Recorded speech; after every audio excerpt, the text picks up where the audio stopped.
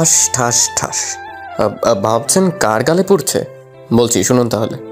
আজকে চৌধুরী বাড়ির বড় মেয়ের এঙ্গেজমেন্ট, বাড়ি সাজানো হচ্ছে সুন্দর করে। রাহুল বাগানে ক্যাটারিংয়ের লোকদের সাথে কাজ করছিল। তখন কেউ এসে রাহুলের কলার ধরে ঘুরিয়ে রাহুলের গালে থাপ্পড় বসিয়ে দিল। চৌধুরী বাড়িতে থাকা সবাই তাকিয়ে আছে রাহুলের দিকে, আর রাহুল তাকিয়ে আছে থাপ্পড় মারা সেই মানুষটার দিকে।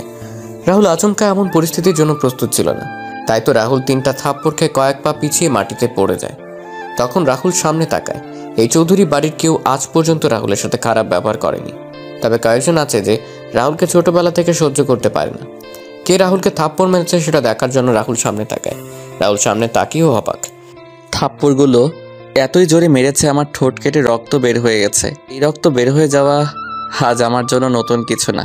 এই রকম অনেক রক্ত আমার শরীর থেকে ঝরেছে। আমি রক্তগুলো মুছে নিলাম।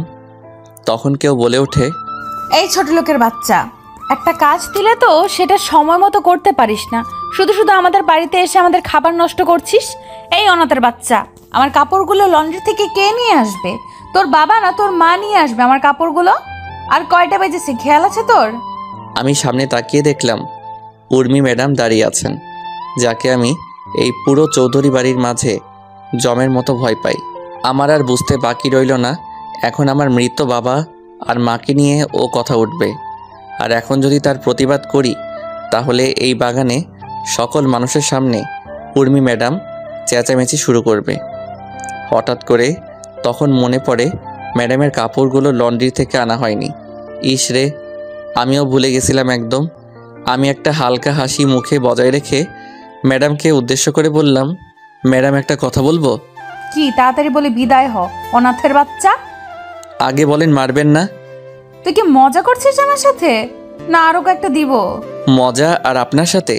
আমি হলাম সামান্য একজন চাকর, আর আপনি হলেন আমার ম্যাডাম। বল কি বলবি? আজকে তো আপনার এঙ্গেজমেন্ট। হ্যাঁ তো ম্যাডাম, আজকে যদি আপনি ইউরোপিয়ান পোশাক পরেন তাহলে আপনাকে অনেক সুন্দর লাগবে। হালকা আকাশি রঙের শাড়ির সাথে চোখে হালকা কাজল, খোলা চুল, আপনাকে দেখতে অনেক সুন্দর লাগে। আর আপনার স্বামী পুরো ফিদা হয়ে যাবে আপনাকে দেখে। কি বললি আবার বল। ম্যাডাম, ভুল হয়ে গেছে, আর বলবো না। আমি এক্ষুনি ছুটে যাচ্ছি, আপনার কাপড়গুলো নিয়ে আসছি।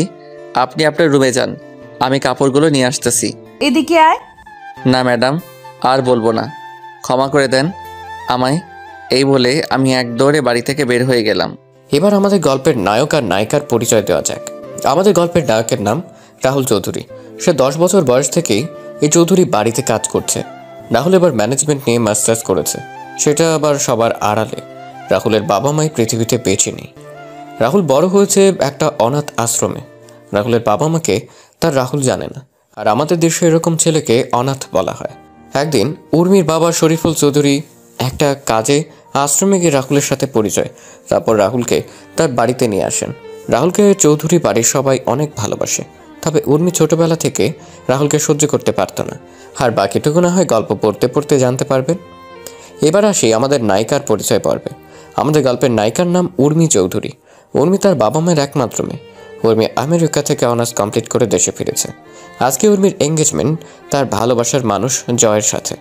আর বাকিটুকু গল্পের সাথে থাকলে জানতে পারবেন। এদিকে রাহুল লন্ড্রি থেকে কাপড় নিয়ে বাসায় এসে উর্মির দরজার সামনে দাঁড়িয়ে দরজা কড়া নাড়ে। তখন উর্মি ভেতর থেকে বলে, আয় ভেতরে। কাপড়গুলো নিয়ে আমি রুমে ঢুকে দেখতে পেলাম ম্যাডাম তার আলমারিতে কি কাজ করছিলেন। তখন আমি কাপড়গুলো ম্যাডামের বিছানার উপর রেখে যেই চলে আসতে যাব, তখন উর্মি ম্যাডামের সাথে ধাক্কা লাগে। ম্যাডাম তার আলমারি থেকে কাপড়গুলো নিয়ে সেগুলো ঠিক করতে করতে আমার দিকে আসছিলেন। ধাক্কা খেয়ে আমি নিচে আর ম্যাডাম আমার উপরে। আমি তখন ম্যাডামকে আমার উপর থেকে সরিয়ে উঠে পড়লাম। তখন ম্যাডাম আবার আমার গাল লাল করে দিয়ে বলেন, ফকিরের বাচ্চা ফকির, তোর সাহস হয় কি করে আমাকে স্পর্শ করার? সরি ম্যাডাম, ভুল বশত হয়ে গেছে, আমি ইচ্ছে করে করিনি। মেয়ে দেখলে কি গায়ে পড়তে ইচ্ছা করে তোর, ছোট লোকের বাচ্চা? ম্যাডাম, ভুল বশত হয়ে গেছে, সামনে থেকে আর এমন হবে না, আমায় ক্ষমা করে দেন ম্যাডাম। বাড়ির চাকর চাকরের মতো থাকবি, আর সামনে থেকে আর এমন হলে তোর জীবনের আলো নিভিয়ে দিব। ম্যাডাম, এমন আর হবে না, তোর মতো অনাথ ছোট লোকের বাচ্চা কি করে যে আমাদের বাসায় আসলো সেটা আমি চিন্তা করে পাই না। আর বাবা যে কি দেখে তোকে আমাদের বাড়িতে নিয়ে এলো সেটাও বুঝি না। আমার চোখের সামনে থেকে বিদায় হ, বের হ রুম থেকে এখনই। আমি তাড়াতাড়ি করে ম্যাডামের রুম থেকে বের হয়ে ছাদে চলে গেলাম। ছাদে গিয়ে নিজের চোখের জল ঝরাতে লাগলাম। শুনেছি ছেলেরা নাকি কান্না করে সবার আড়ালে, আমি তেমনি ছাদে এসে সবার আড়ালে চোখের জল ফেলেছি। তখন কেউ আমার কাঁধে হাত রাখলো। আমি চোখের জল মুছে পিছনে তাকিয়ে দেখলাম দাদিমা আর ছোট আম্মু দাঁড়িয়ে। আপনাদের বলা হয়নি, উর্মির মা আর বাবাকে আমি ছোট আম্মু আর ছোট আব্বু বলে ডাকি, আর উর্মির দাদিকে আমি দাদিমা বলে ডাকি। তখন বললাম, দাদিমা, ছোট আম্মু, তোমরা এখানে? খুব কষ্ট হচ্ছে তাই না রে বাবা? আরে ছোট আম্মু, এগুলো আমার মতো অনাথের সহ্য হয়ে গেছে, তবে মা বাবাকে নিয়ে কেউ গালি দিলে কেন জানি কষ্ট হয়। অথচ আমি আমার নিজের বাবা আর মাকে কখনো দেখি নাই। কে বলেছি তুই অনাথ? আমরা তাহলে তোর কি হই? দাদিমা, কথা আছে না, কে আপন আর কে পর, তা বোঝা বড় কষ্টকর। কি বললি তুই? তুই এই কথাটা আমাদের বলতে পারলি দাদু ভাই? ছোট আম্মু, দাদিমা, তোমরা হয়তো জানো এই কথাটার মানে। সব কিছু পাওয়ার পরেও নিজের কাছে মায়ের আর বাবার স্নেহের কমতি তো থেকে যায়। হয়েছে তোর বড়দের মতো কথা বলা, চল নিচে চল, একটু পর অনুষ্ঠান শুরু হবে। না ছোট আম্মু, আমি এখানে ঠিক আছি। শুধু শুধু নিচে গিয়ে অপমানিত হতে চাই না। সবাই চলে গেলে আমি নিচে আসব। বোমা, বাদ দাও, রাহুলকে জোর করো না, এখন একটু ওর একা থাকা প্রয়োজন। কিন্তু মা, আপনার বড় ছেলে যদি রাহুলকে দেখতে না পায় তাহলে কি হবে ভেবেছেন? আপনি চিন্তা করতে পারছেন? কিন্তু আমি শরীফের সাথে কথা বলে নিব, তুমি এই নিয়ে টেনশন করো না। তুমি বরং গিয়ে দেখো তোমার মেয়ের সাজুগুজু কত দূর এগুলো। আচ্ছা মা। দাদু ভাই, আসি রে, মন খারাপ করিস না, উপরের সৃষ্টিকর্তা একজন আছে রে। দাদিমা। তারপর দাদিমাও চলে যান। রাহুল রাতের কালো আকাশের জ্বলন্ত তারার দিকে তাকিয়ে আছে এক দৃষ্টিতে। এদিকে সকল অনুষ্ঠান শেষ হয়ে যায়। অতিথি সবাই খাওয়া দাওয়া শেষ করে চলে যায়। সবার চলে যাওয়ার পর চৌধুরী বাড়ির সবাই খাবার খেতে বসেন। তখন শরীফুল চৌধুরী বলেন, কি ব্যাপার, সবাইকে দেখতে পাচ্ছি কিন্তু রাহুলকে দেখতে পাচ্ছি না। আজকে অনুষ্ঠানেও ছিল না, রাহুল কোথায়? ছাদে আছে। এত রাতে ছাদে রাহুল একা একা কি করে? চাকর মানুষ, এছাড়া কি করবে? কি ব্যাপার, কি হয়েছে? তোমরা এমন করে কথা বলছো কেন? তোমার গুণধর মেয়েকে জিজ্ঞেস করো, তোমার মেয়ে ভালো করে বলতে পারবে। সেই ছোটবেলা থেকে ছেলেটার সাথে খারাপ ব্যবহার করে আসছে। কি ব্যাপার উর্মি, আমি কি শুনছি এসব? বাড়ির চাকরকে নিয়ে এত আদিক্ষেতা না দেখানোই ভালো বাবা। রাহুল এই বাড়ির চাকর না, সেটা অনেক আগেই ভালো করে তোমায় বলে দিয়েছি উর্মি। এখন বলো আজকে কি হয়েছে? আমার কাপড় লন্ড্রি থেকে সময় মতো নিয়ে আসেনি, তাই কয়েকটা দিয়েছি। তোর কি কোনো লজ্জা শরম কিছু নেই নাকি? ছেলেটা তোর থেকে 6 বছরের বড়, তারপরও ওর গায়ে হাত তুলিস তুই। এত কিছুর পরও ছেলেটা কিছুই বলে না তোকে? সামান্য একটা চাকরের জন্য তোমরা আমার সাথে এমন করতেছো? ওর মতো সামান্য চাকরের সাহস হবে কি করে আমায় কিছু বলার? সামান্য চাকর বলছিস কাকে তুই? আজকে যে তুই বোমা, হচ্ছেটা কি? কি বলো মা, তুমি কি বলতে চাইছিলে? তুমি এখন আমি বেঁচে এরপরে কি মা? ও কিছু না, তুমি আর সামনে থেকে রাহুলের সাথে খারাপ ব্যবহার করবে না, আর যাতে তোমার নামে কোনো বিচার না আসে সেটা খেয়াল রাখবে উর্মি। শরীফুল চৌধুরী খাবার না খেয়ে উঠে পড়েন। ছাদে গিয়ে দেখতে পেলেন রাহুল আকাশের দিকে মুখ করে শুয়ে আছে। তখন তিনি রাহুলের পাশে গিয়ে বসলেন। রাহুল হয়তো গভীর মনোযোগ দিয়ে আকাশের দিকে তাকিয়েছিল, যার জন্য কারো আসার শব্দ শুনতে পায়নি। তখন শরীফুল চৌধুরী রাহুলকে ধাক্কা দিলেন। রাহুল পাশে তাকিয়ে দেখলো তার ছোট আব্বু। তখন রাহুল বলে, ছোট আব্বু, তুমি কখনো এলে? এই তো মাত্রই আসলাম। কি করছিলি? তারা দেখছিলাম ম্যাডামের এঙ্গেজমেন্টের সব কিছু শেষ হয়ে গেছে। হ্যাঁ, মন খারাপ তোর বাবা? না না ছোট আব্বু, আজকে ঘটনা আমি সব শুনেছি। রাহুল তোর সাথে অনেক দিন ধরে একটা কথা বলার হয়নি রে। কি কথা ছোট আব্বু? কেউ মনে হচ্ছে আমাদের ক্ষতি করতে চাচ্ছে, আমাদের কোম্পানির সব কিছুর ইনফরমেশন কিভাবে যেন জেনে যাচ্ছে। আমার হাতের কয়েকটা কন্ট্রাক্টও ইতিমধ্যে আমার হাত থেকে বেরিয়ে যাচ্ছে, আমি কিছুই বুঝতে পারছি না রে। আর কয়েকদিন পরে উর্মির বিয়েও, সব কিছু মিলে কেমন যেন একটা অদ্ভুত পরিস্থিতির সৃষ্টি হয়েছে। আরে ছোট আব্বু, চিন্তা করো না, সব কিছু ঠিক হয়ে যাবে। যাও, তুমি গিয়ে ঘুমিয়ে পড়ো। তুইও চল আমার সাথে, একসাথে খাবার খাবো। কি, তুমি এখনো খাবার খাওনি কেন? তুই খাবার টেবিলে নেই তাই আর খাইনি। আচ্ছা চলো, খাবার খাবে এখন? তারপর শরীফুল চৌধুরী আর রাহুল নিচে এসে খাওয়া শুরু করলেন। খাওয়া দাওয়া শেষ করে যে যার যার রুমে গিয়ে ঘুমিয়ে পড়ে। এদিকে রাহুল রুমে বসে কিছু কাজ করে আর কিছু জিনিস পর্যবেক্ষণ করা শুরু করলো। কিছু সময় পর রাহুলও আবার ঘুমিয়ে পড়ে। পরদিন সকালে রাহুল ঘুম থেকে উঠে বাগানে থাকা সকল গাছে পানি নিয়ে ছাদে থাকা গাছগুলোতে পানি দিয়ে নিচে এসে সবার জন্য সকালে নাস্তা তৈরি করছিল। তখন ছোট আম্মু এসে রাহুলকে বলেন, ওই, তোকে সকাল সকাল রান্নাঘরে আসতে মানা করেছি না? আরে ছোট আম্মু, এই একবেলাই তো তোমাদের জন্য নাস্তা তৈরির সুযোগ হয়, আর বাকি সময় তো ম্যাডাম আর ছোট আব্বুর সাথে থাকতে হয়। আর এটা তো আমার ছোটবেলা থেকে করতে করতে অভ্যাসে পরিণত হয়েছে। এটা এখন পরিবর্তন কর, তুই এখন আর আগের রাহুল নেই। তখন শরীফুল চৌধুরী ছোট ভাইয়ের স্ত্রী সুলতানা রহমান নিচে নামতে নামতে বলেন, ভাবি, আপনি যে কি বলেন না, চাকর তো চাকরি থাকবে, ছোট আর বড় কি, সে তো আজীবন চাকরি থাকবে। রাহুল সুলতানা রহমানের কথা শুনে হালকা হাসি মুখে এনে কাজে মনোযোগ দেন।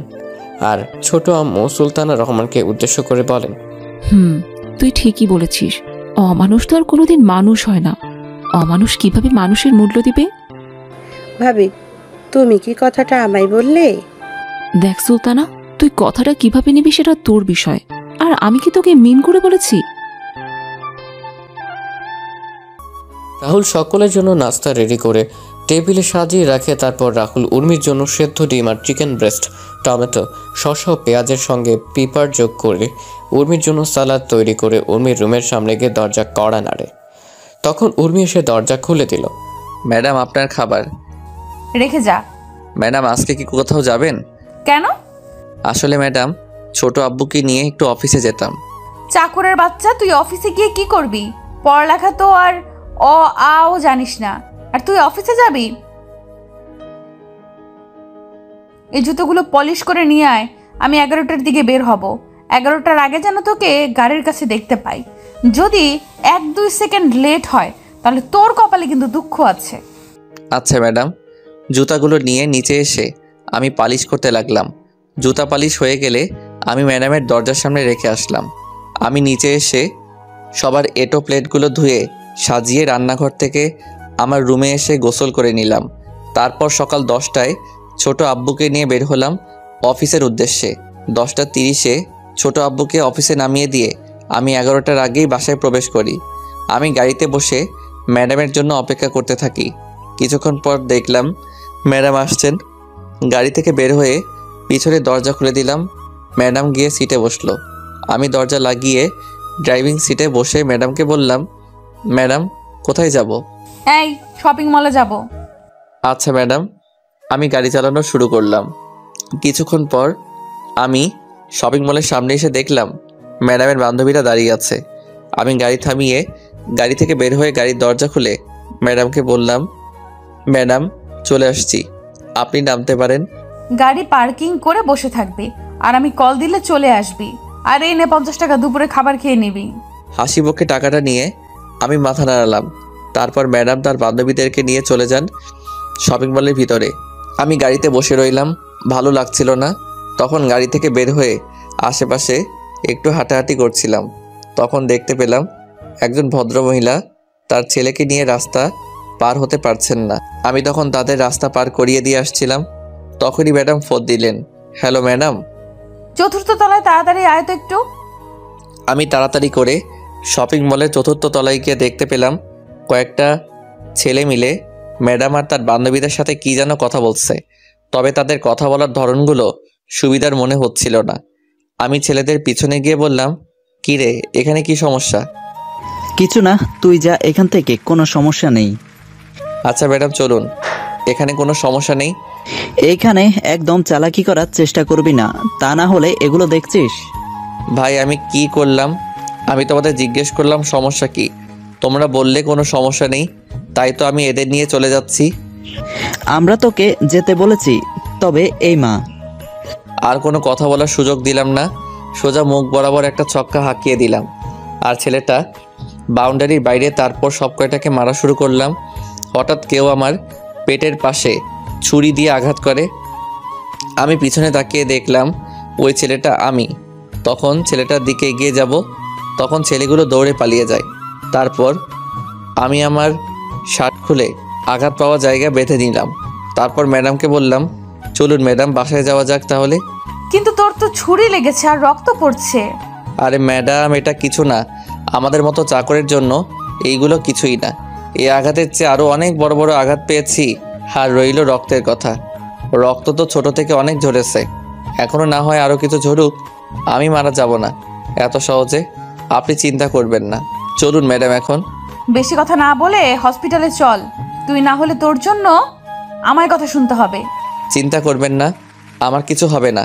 তারপর উর্মিরা সামনের রাহুল পিছনে, কিন্তু বারবার উর্মি পিছনে তাকাচ্ছে। হঠাৎ করে পেছনে কিছু পড়ে যাওয়ার শব্দে উর্মি আর ওর বান্ধবীরা পেছনে তাকিয়ে দেখল রাহুল মাটিতে পড়ে আছে। তারপর ধরাধরি করে রাহুলকে হাসপাতালে নিয়ে যাওয়া হয়। আর এদিকে উর্মি ফোন দিয়ে তার বাবাকে সব কিছু খুলে বলে। তখন তার বাবা বলেন তিনি এখনই আসছেন। এদিকে রাহুলের অপারেশন চলছে ভিতরে। ডাক্তাররা অনেক সাবধানে অপারেশন করছেন, রাহুলের কোনো ভুল হলেই যা কিছু হতে পারে।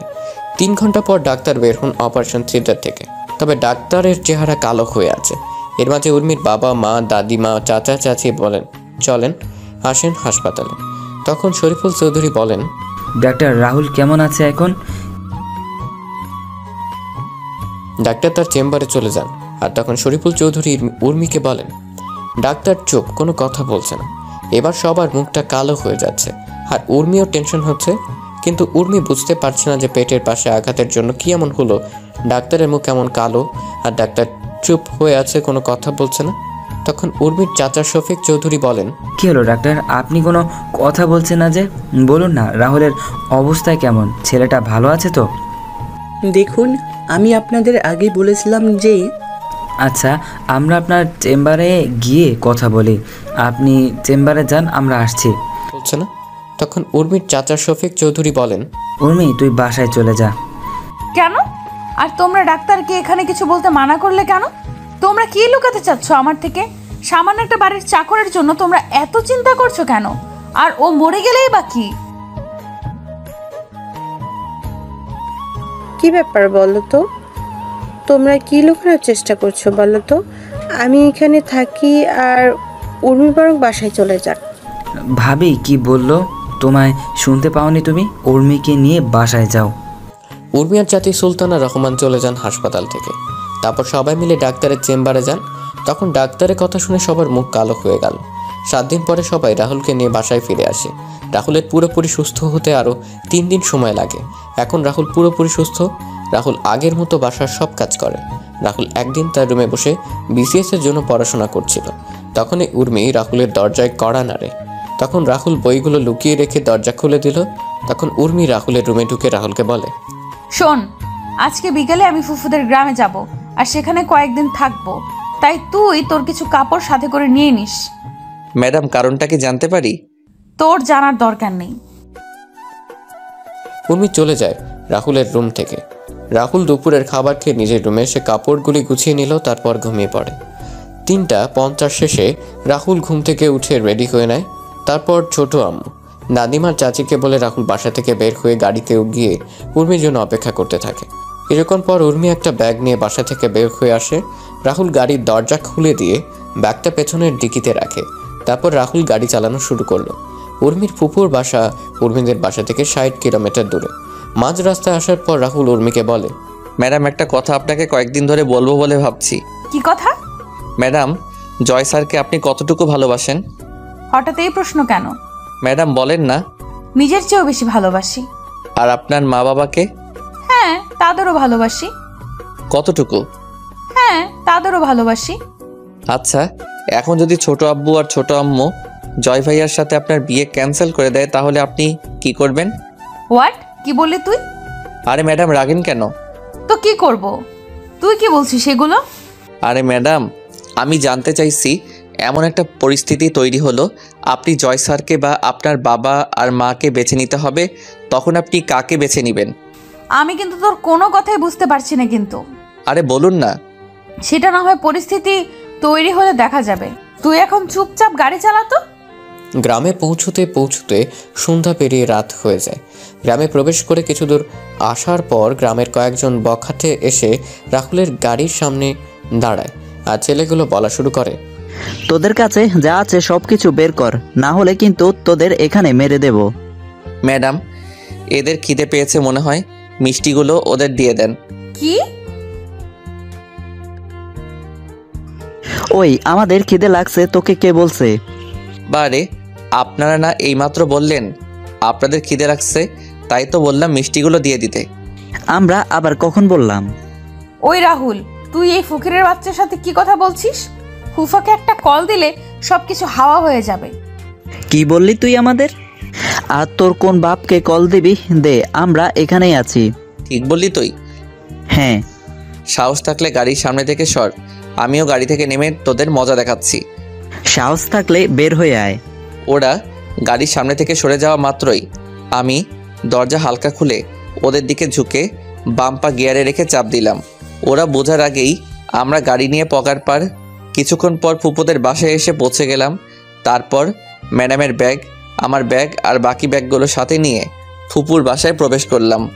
ফুপু ফুপা সবার সাথে কথা বলে আমি ম্যাডামের থাকার রুমে রেখে আমি আমার রুমে এসে ব্যাগ রেখে ফ্রেশ হয়ে নিলাম। তারপর বিছানায় শুয়ে পড়লাম। হঠাৎ কারো ধাক্কাধাক্কির কারণে ঘুমটা ভেঙে গেল। আমি তাকিয়ে দেখলাম ফুপুর শেখ ফাজিল মাইয়া সুমি। আমি কেন ওরে ফাজিল বললাম সেটা আপনারা একটু পরেই বুঝতে পারবেন। সুমি এবার ইন্টার দ্বিতীয় বর্ষে পড়ে। তখন সুমি বলে, ও মোর পরাণের স্বামী, ঘুম থেকে উঠুন তো। এই ফাজিল, কি বলিস এসব? তুই কি ভালো হবি না কখনো? আমি তো ভালো না, ভালো লইয়াই থাইকো। বল, কি জন্য আসছিস তুই এখানে? খাবার টেবিলে সবাই অপেক্ষা করছে তোমার জন্য। কেন? কয়টা বাজে ঘড়ির দিকে তাকিয়ে দেখেন। ঘড়ির দিকে তাকিয়ে দেখলাম রাত 10:30 বাজে। তখন বললাম, খাওয়া দাওয়া শেষ সবার? না, আপনার জন্য অপেক্ষা করছে। উঠে আমি নিচে চলে এলাম। নিচে এসে দেখলাম সবাই বসে আছে। তখন ফুফা আমায় বলেন, কি জনাব রাহুল সাহেব? এই তো ফুফা, ভালো, তুমি কেমন আছো? টেনশনে ছিলাম, তবে এখন টেনশন ফ্রি আছি। কোনো টেনশনের চিন্তা নাই, আমি আছি তো। সেটাই তো বর্ষার জায়গা। আচ্ছা বুঝলাম, তোমরা সবাই এই ছোট লোকটাকে নিয়ে এত আদিক্ষেতা করছো কেন? টেবিল থেকে খাবারের প্লেট নিয়ে আমি সবাই বসে টিভি দেখে খাওয়া শুরু করলাম। ম্যাডামের কোনো কথার উত্তর দিলাম না। উত্তর দিলেই চেঁচামেচি শুরু করবে। কিছুক্ষণ পর আমার পাশে তাকিয়ে দেখলাম সুমিও আমার পাশে এসে বসছে। আমি সুমির দিকে একবার তাকিয়ে আবার খাবার খাওয়াতে মনোযোগ দিলাম। তখন উর্মি ম্যাডাম সুমিকে বলেন, কিরে সুমি, তুই খাবার টেবিল ছেড়ে ওই ছোট লোকটার সাথে গিয়ে খাবার খাচ্ছিস কেন? আপু, আমার ইচ্ছে করছে তাই। ফুফা, তোমরা সুমিকে কিছু বলছো না যে? কি বলবো?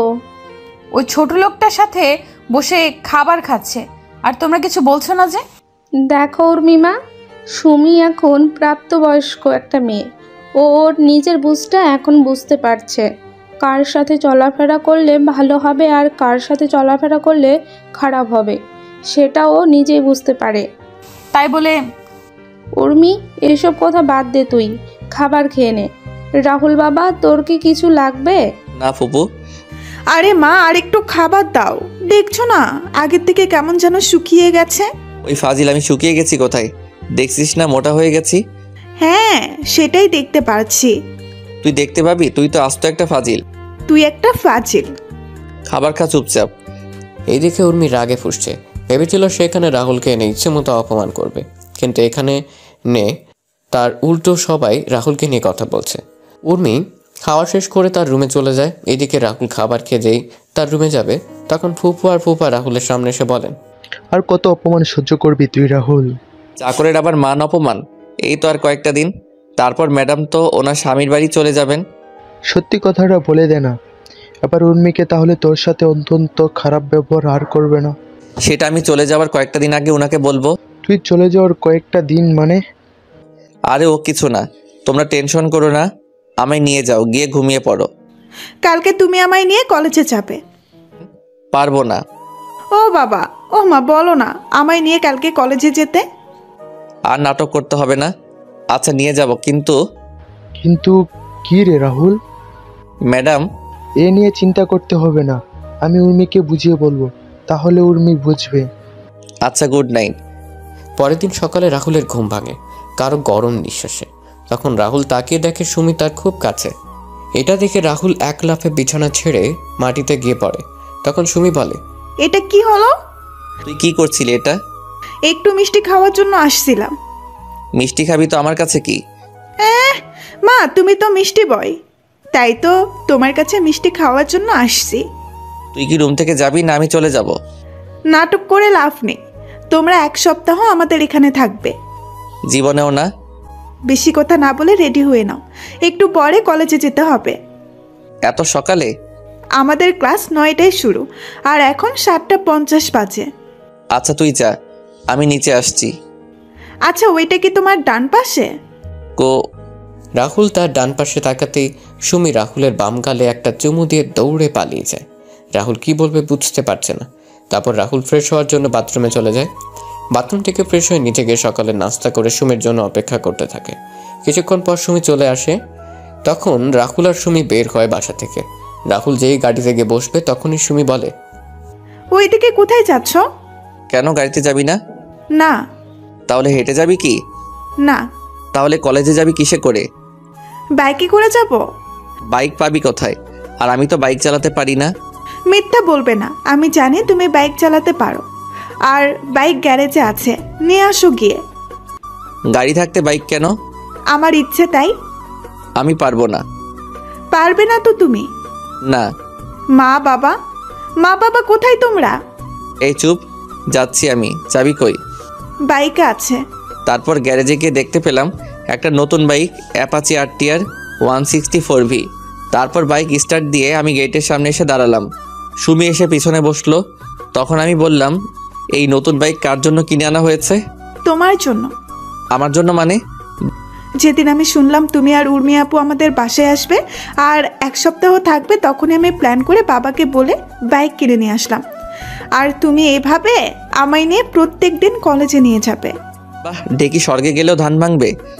তুমি কি বললে এক্ষুনি? কিছু না, এই বলে আমি বাইক চালানো শুরু করলাম।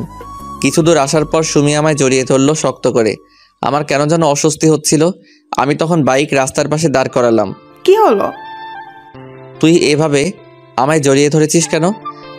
আমার ভয় করে তাই। ভয় যখন করে তাহলে বাইকে আসার জন্য পাগল হয়েছিলি কেন? সাথে তুমি আছো তাই। তুই যদি এভাবে জড়িয়ে ধরিস তাহলে আর বাইক চালাবো না, আর তোর কলেজ মিস হয়ে যাবে। তাহলে তো তোমার সাথে আরো সময় কাটাতে পারবো ভালো করে। কি বলো তুমি? দেখ বোন, তুই এসব কেন করছিস বলতো? কি বললি? তুই আমাকে তুই করে বলছিস কেন? আমি তোর কোন সম্পর্কের বইন লাগি? কেন ফুফাতো বোন? তুই তো আর নিজের ফুফাতো ভাই না, আর এখন ফুফাতো ভাই বোনের মাঝে এসব হয়। কি সব হয়? প্রেম, ভালোবাসা, বিয়ে বা। চুপ কর, আমি নিয়ে যাচ্ছি তোকে। এই বলে রাহুল গাড়ি চালানো শুরু করে আর মনে মনে বলে, সুমি যা চাইছে সেটা কখনো সম্ভব না। আমার মতো চাকরের সাথে তার কখনো যায় না। আর তাছাড়া আমার এমন ছন্নছাড়া জীবনের সাথে সুমিকে জড়ানো ঠিক হবে না। যেই পরিবারের সবাই আমায় এত ভালোবাসে তাদের সাথে এমন বেইমানি আমি কখনো করব না। তার চেয়ে বরং সুমিকে বুঝিয়ে বললে সে ঠিকই বুঝবে। রাহুল এসব ভাবতে সুমির কলেজের সামনে এসে পৌঁছে যায়। তারপর সুমি রাহুলের হাত ধরে কলেজে ক্যাম্পাসে ঢুকে সুমি তার বান্ধবীদের সাথে রাহুলের পরিচয় করিয়ে দেয়। আর সুমি বলে, hello guys, meet my boyfriend Rahul. সুমির বন্ধু আর বান্ধবীরা রাহুলের সাথে এসে পরিচিত হয়ে নেয়। এদিকে রাহুল তো সুমির কথা শুনে পুরোই অবাক হয়ে গেছে। আর সুমির বন্ধু বান্ধবীরা রাহুলকে দুলাভাই ডাকা শুরু করেছে। তখন রাহুল বলে, আপুরা, তোমাদের কোথাও ভুল হচ্ছে। আর সুমি তোমাদের যা বলেছে সেটা মিথ্যা। আমি হচ্ছি তোমাদের মামার বাসার সামান্য একজন চাকর। রাহুলের কথা শুনে সুমির বান্ধবীদের মুখ হা হয়ে গেল। তখন সুমি রাহুলের দিকে একবার রাগী চোখে তাকিয়ে বলে, তুমি মামাদের বাসার চাকর কে বলেছে? মামারা সবাই তোমায় তাদের ছেলে মনে করে। আর চাকর হয়েছে তো কি হয়েছে? তুমি তো আর চুরি করছো না, তুমি নিজে পরিশ্রম করে টাকা উপার্জন করছো। আর সবচেয়ে বড় কথা হলো কোনো কাজে ছোট নয়।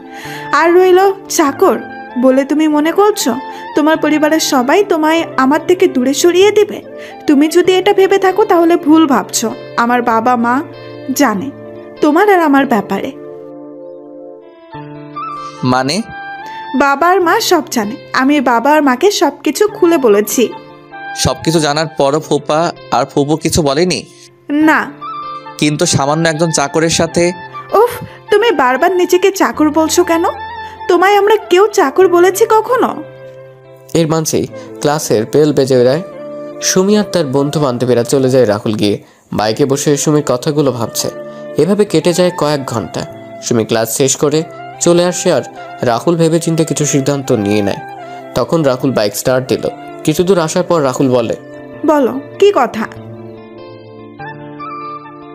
মনে মনে বললাম, আরে গাধা বলে দে না, আমি যে কথাটা এতদিন ধরে শুনতে চাইছি। রাহুল আরো কিছু কথা বলতে যাবে তার আগেই ফোন বেজে ওঠে।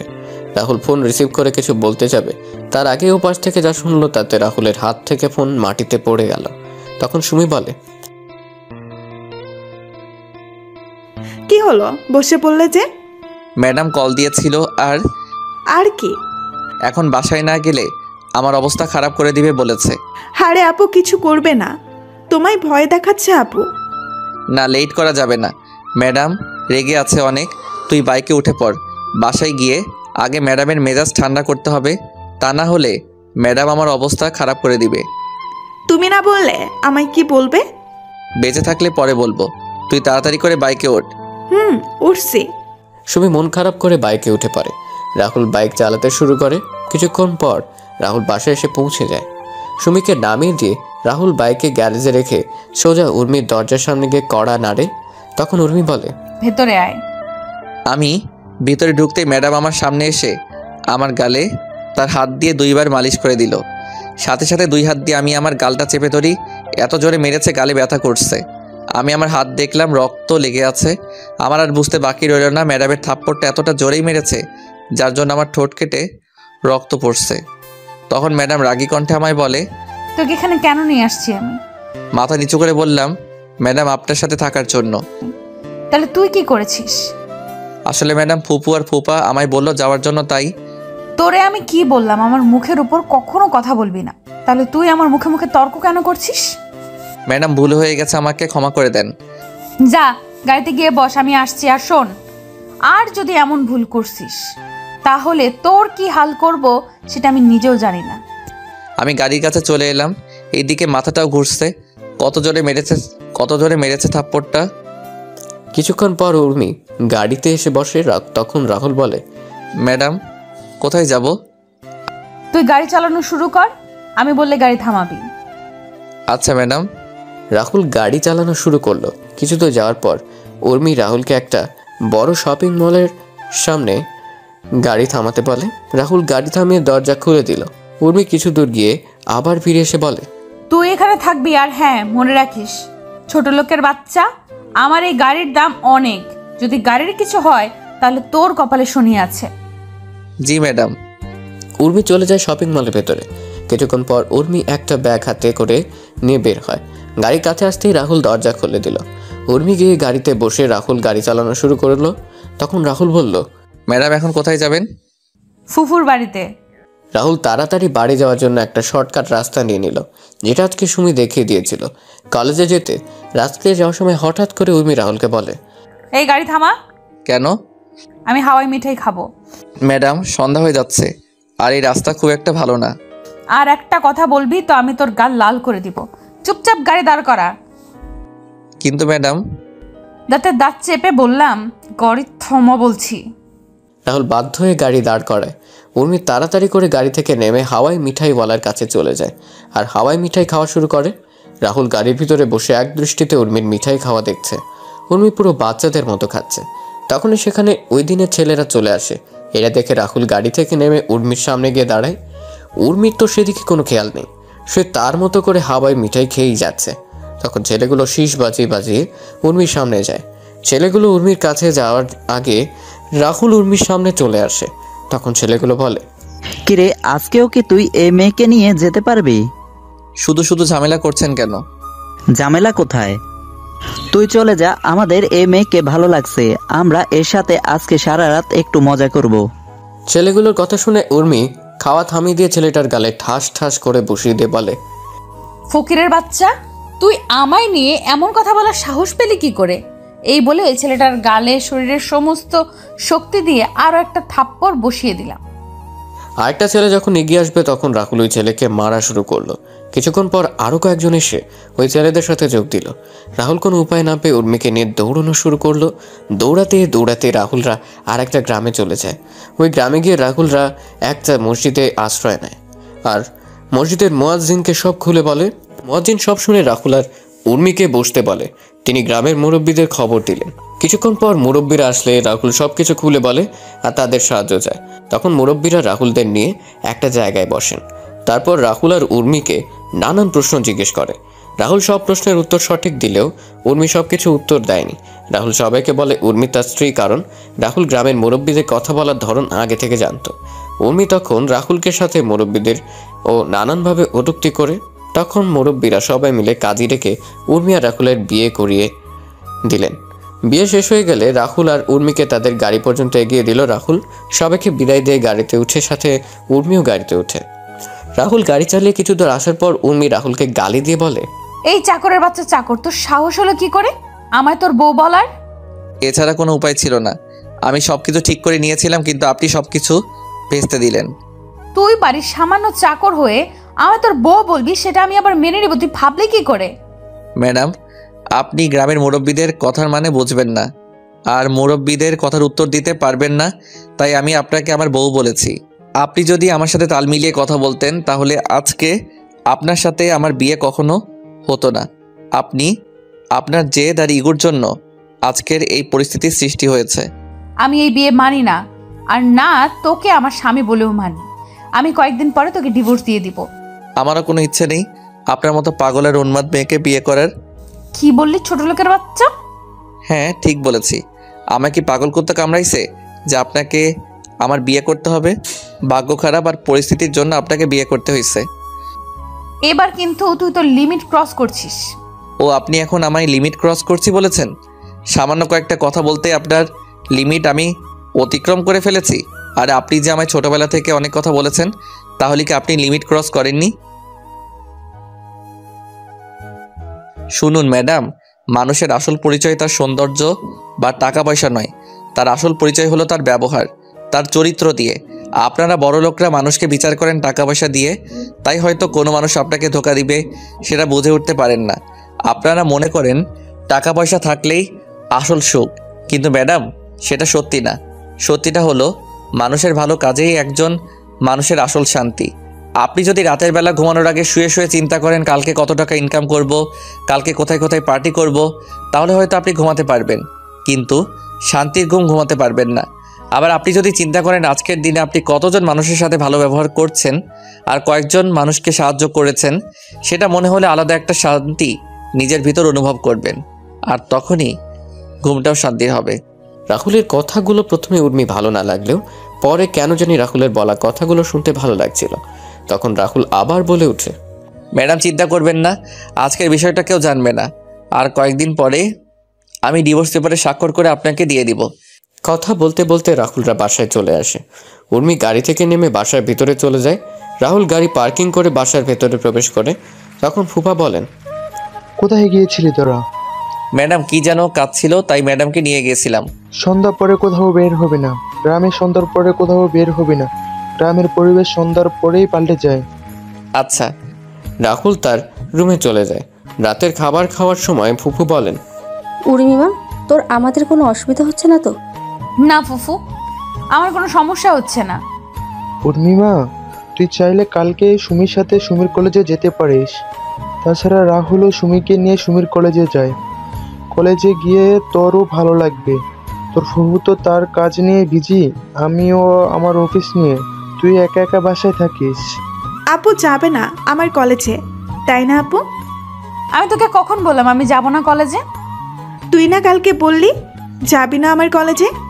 তখন ইচ্ছা হয়নি, এখন আমার ইচ্ছে হয়েছে তাই। রাহুল সোফায় বসে টিভি দেখছে আর খাবার খাচ্ছে। আর এইদিকে উর্মি কালকে কলেজে যাবে শুনে সুমির অনেক রাগ হচ্ছে।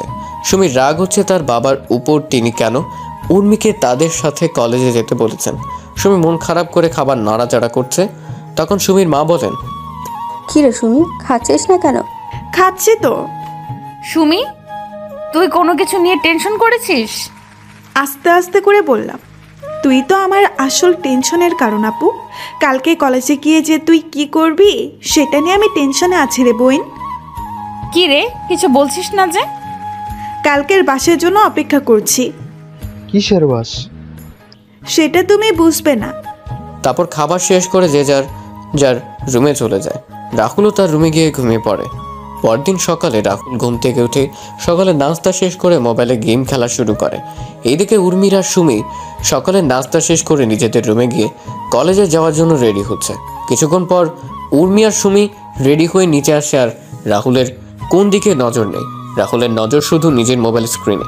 তখন সুমি বলে, এই যে হ্যালো। ব্যস্ত আছি এখন, প্লিজ ডিস্টার্ব করবেন না, তাহলে তো খারাপ হয়ে যাবে। চুপচাপ কর, না হলে তোর। রাহুলের কোনো দিকে খেয়াল নেই, সে শুধু তার গেম নিয়ে ব্যস্ত। সুমি কোনো উপায় না পেয়ে তখন রাহুলকে জোরে ধাক্কা মারে। সুমির ধাক্কায় রাহুলের জ্ঞান ফিরে। তখন রাহুল সামনে তাকিয়ে দেখতে পায় উর্মি আর সুমি দাঁড়িয়ে আছে। রাহুল ফোন রেখে তাড়াতাড়ি করে গাড়ির কাছে চলে যায়। রাহুলের পিছন পিছন উর্মি আর সুমি গাড়ির কাছে চলে আসে। রাহুল দরজা খুলে দিলে উর্মি পিছনের সিটে গিয়ে বসে আর সুমি রাহুলের পাশের সিটে গিয়ে বসে। রাহুল গাড়ি চালানো শুরু করলো। কিছুক্ষণ পর সুমির কলেজে পৌঁছে গেল। সুমি গাড়ি থেকে নেমে উর্মিকে বলে, আপু চল। চল। রাহুলকে উদ্দেশ্য করে বললাম, কি হলো তুমিও আসো? উর্মি ম্যাডামকে দেখে আমি সুমিকে বললাম, না আপনারা যান, আমি এখানে আছি। আর কোনো কিছু দরকার হলে আমাকে বলবেন, আমি পৌঁছে যাব। বললাম না আসার জন্য। না, আপনারা যান। এই সুমি, ওকে এত করে বলছিস কেন? ও চাকর, ও গাড়ির কাছে থাকুক, ওকে কেন ডাকছিস তুই?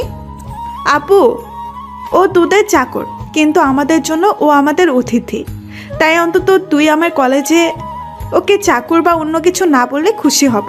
আর কলেজের সবাই বাবাকে সম্মান করে, তাই কলেজের সবার সামনে এমন কোনো আচরণ করিস না যার জন্য বাবার সম্মানহানি না হয়।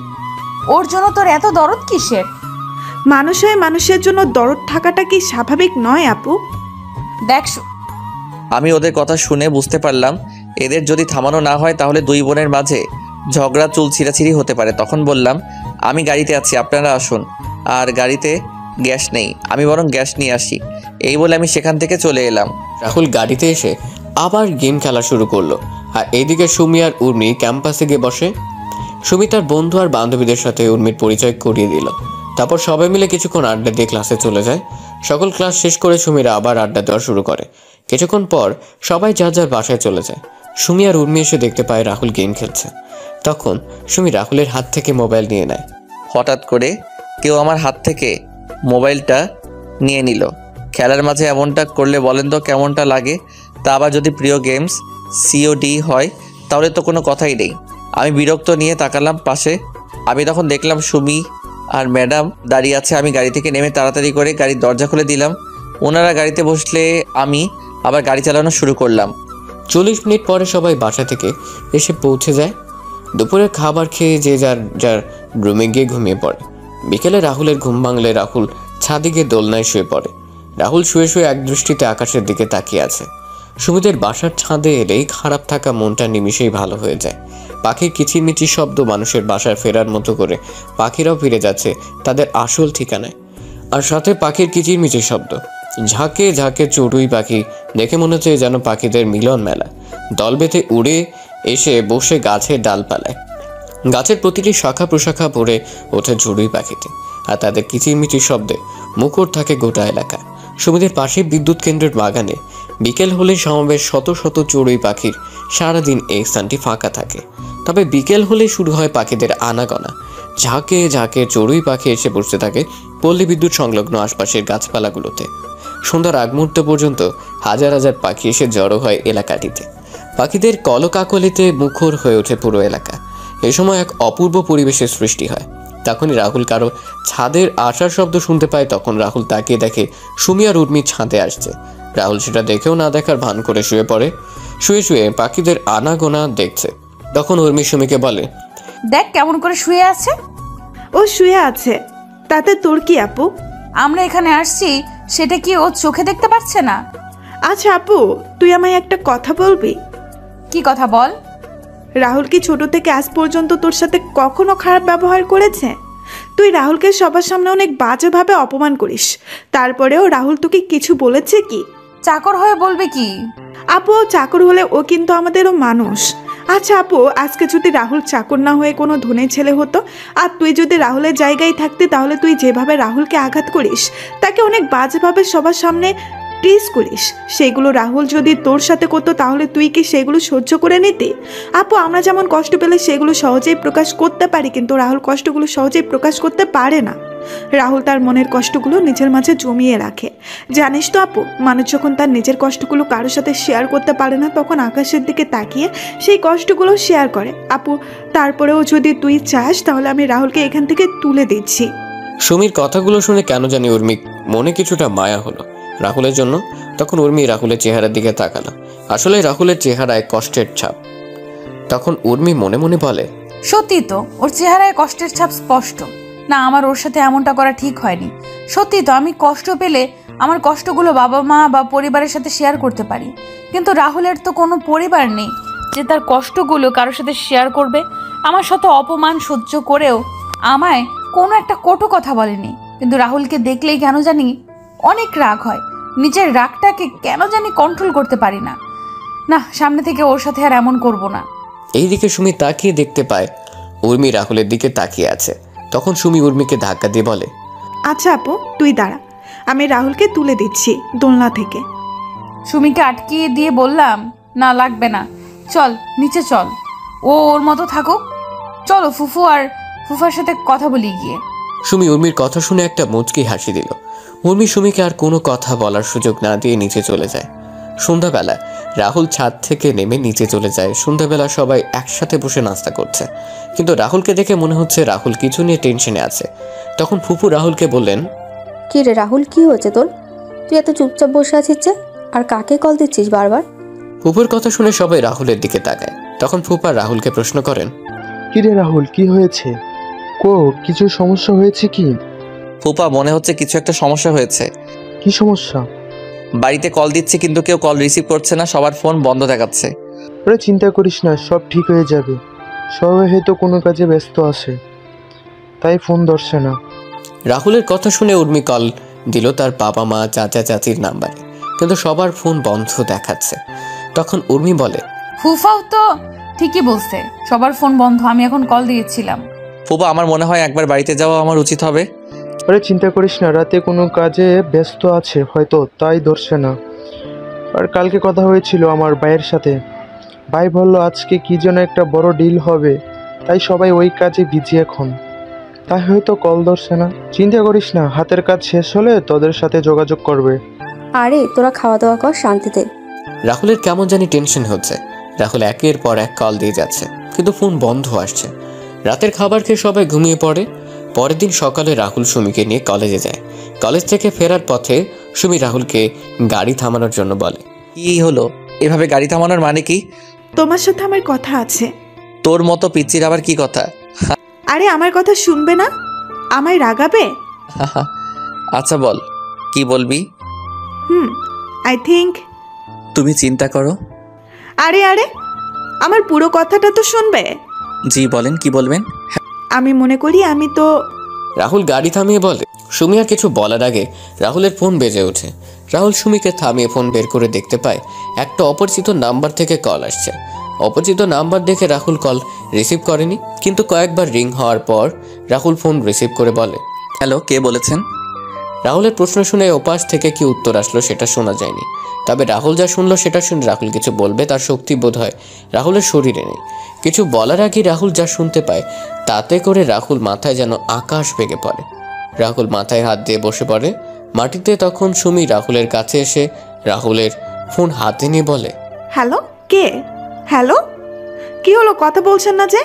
ও পাশ থেকে কোনো কথা বলছে না, শুধু চাপা কান্নার আওয়াজ ভেসে আসছে। তারপরেও ফোনটা কেটে দিল। রাহুলের কাছে গিয়ে রাহুলকে বললাম, কি হলো, হঠাৎ করে বসে পড়লে কেন? আর কে কল দিয়েছিল? কি বললো ফোন দিয়ে? রাহুল কোনো কথা বলছে না, মাথায় হাত দিয়ে নিচু হয়ে বসে আছে। সুমি একের পর এক প্রশ্ন করে যাচ্ছে, কিন্তু রাহুল কিছু বলছে না। হঠাৎ করে রাহুল বসা থেকে দাঁড়িয়ে যায়। তখন রাহুল বলে, এখন আমায় বাসায় যেতে হবে। কেন? সব কিছু ডিটেলসে বলা যাবে না। কিন্তু তুমি না বললে কি বলবে আমায়? কিছু না, বাইকে ওঠো। না, তুমি আগে বলো আমায় কি বলতে চেয়েছিলে। সুমি প্লিজ দয়া করে বাইকে ওঠো, আমায় এখন বাসায় যাওয়া লাগবে। না বলছি তো না। তাহলে থাকো তুমি। এই বলে আমি বাইক চালিয়ে বাসায় চলে এলাম। বাসায় এসে ম্যাডামকে ডাকতে ডাকতে লাগলাম, ম্যাডাম ম্যাডাম ম্যাডাম।